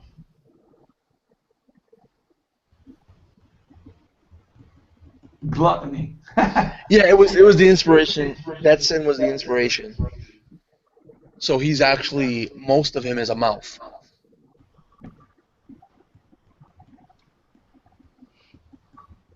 Vanity. This is Nick's girlfriend over here. She's got a frog head too. He can lick her and have all kinds of weird things going on. You heard this? This is the adventure that would be the downfall of Poe. I heard you wanted tadpoles. You know. I don't know what that is. I'm just sketching. You might want to keep that one. I have an idea in my head. But this one? Yeah, for something later. All right, no problem. I mean, they're all there. Here you guys go, right here. I'll link in the chat. What's that? Oh yeah, for your character, right? Yeah. Oh, come on, dude. Oh. That makes me nauseous. Did you find that or did you make that? The guy, I just photoshopped the shitty frog head on the other thing, but the other thing I actually found. Wow. That is horrid. Are you sure that's not the god of terror? Oh, Lord have mercy. Oh, Lord have mercy. Especially with you guys. You know, you guys are redunculous. You got the frog head, you got the big eye. Well, I got a big ass eyes right here. And he's like, yep. He's smiling because he's getting licked in the head. He got that smile. He got this smile right here. He's all cartoony because that's what he is. And he's got the, I've got the portly fat man look. His hands right here. Hey, you could probably fix my character for me, couldn't you? No, you're drawing it tomorrow. I don't know how to draw, man. I'm a composition artist. I can draw your character. I've got like something that's good. Like here, I'll show you this link. I was about to use this and then add some shit to it. Let me see. That's a fucked up way to look at it. Here, let me just drop it into Imgur. I'll just drop another link and give me 2 seconds here. I was about to start cutting this up. Actually, you know what? That gut goes down the entire length. His gut is enormous because it turns into the cow's body. Oh, come on, man! Nah, he's stacked. He's stacked on stack. Oh shit! Right. He's stacked, all right. He instead of having a 12-pack, he has himself a kegger. He's got an entire kegger. Lord have mercy. Not my fault. I gotta Matter of fact, he got the big chocolate chips right there too. Got a hairy ass chest. And a frog Looks like Al Bundy. and a frog head. There you go. I don't know. I'm a sweat. My god may look something like this. Maybe. What? That's pretty hot though, man. Where? Who? Nice. Which one? Nice. Who? Oh, Daniel. Oh, That's cool. what the fuck? He said, "What is Burn that?" it with fire! Yeah, no wonder you're wreathed with souls, man. Nobody wants to look at that shit. I got you though, brother. You know, I get the girls drunk. They'll still like you. That's the synergy between y'all two. They need to drink that mead to want to get with him. Have you seen who our brother looks like? Ugh. That's why he's shrouded in souls. He's hiding his face. I'd be Wayfarer too. I'd hide in the forest if I had to see that every day. You guys are horrible. You know that, right? Like, it's because he's a little ugly. Little. Don't mean y'all need to discriminate against him. Poor guy. That's true. Mom and Dad had to tie a whole darn pig around his neck just to get the hellhounds to play with him. There he goes with his big ass frog smile. He's got his like extra chins too. We gotta put the extra chins in there. I mean, you guys got the wrong idea. What? This is perfect. This is like the weirdest McDonald's mascot I've ever seen. This is perfect for you, man. Like Nightmare Grimace. Matter of fact, wait. Guess what else you got?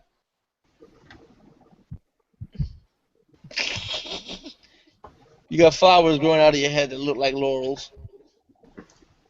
Oh, Oh man. They're like nose hairs or ear hairs. Oh man. Laurel. Yeah, Y'all they're got the like- wrong idea, man. I'm beautiful. I'm Yeah. beautiful. I'm just a splotch little marks. weird looking. Wait till you see. I'm gonna have something fixed up here. Word, look, he got the big sack of chips and the hairy chest.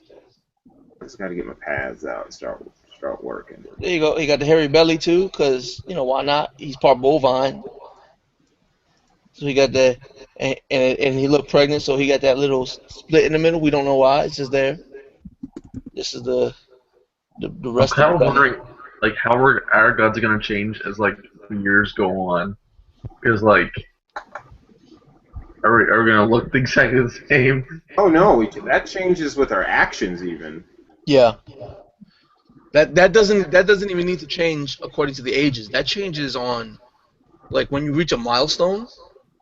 If on the intention track you have more intention in a non-ascendant stat, that stat now becomes an ascendant stat, and the aspect tied to it must be changed and reworded to represent the brand new stat. I like how that looks. It's cool. But Brian got up on here. You see this? Oh damn! He carved it out of rock too. Jeez, Brian. Who? Who am I looking at? Brian, Oh, look at Brian's. shit. Everybody got cool stuff. God damn it. I'm working. Fuck. No, I got you, man. Nah, man, we don't have the same vision. I got you, man. Look, Man. I'll even give you a little goatee right here. That's the vision I remember in the crib laying next to you. You were an ugly baby. You're an ugly god. Look, you got the hairy shoulders too. Like you are a vision of excellence, man. All he needs to do now is the burp and have a stinking cigar there. That's Oh what. my That, God. Pan wasn't beautiful. Pan was pretty damn ugly. there you go. You got the cigar now. Look at that. We got some Frank Miller deities going on. What? That's not bad. If we got some Frank Miller shit, I mean, that's pro, man. That's talking comic book status. Hoorah, nigga, hoorah. The god of Spawn. Yeah.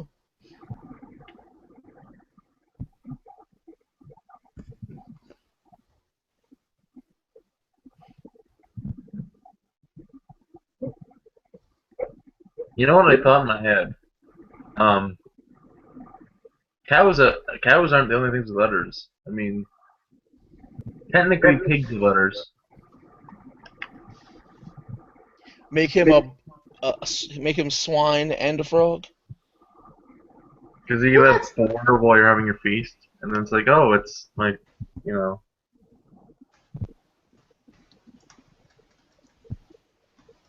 These are cool too. There you go. There you go. We're done. But see, cows have spots, and so does his tree frog head. He's got these spots everywhere. But is he like it's like he's a poison dart frog? So it's like these are really bright colors and black.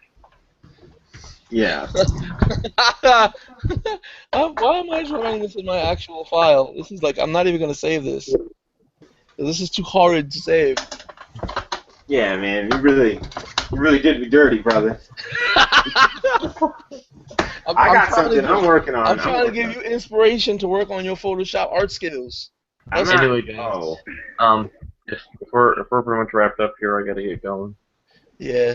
We're still live. We're still live. What the hell? Now we just joking around. All right. Anybody watching? We done. Peace. Later. Later.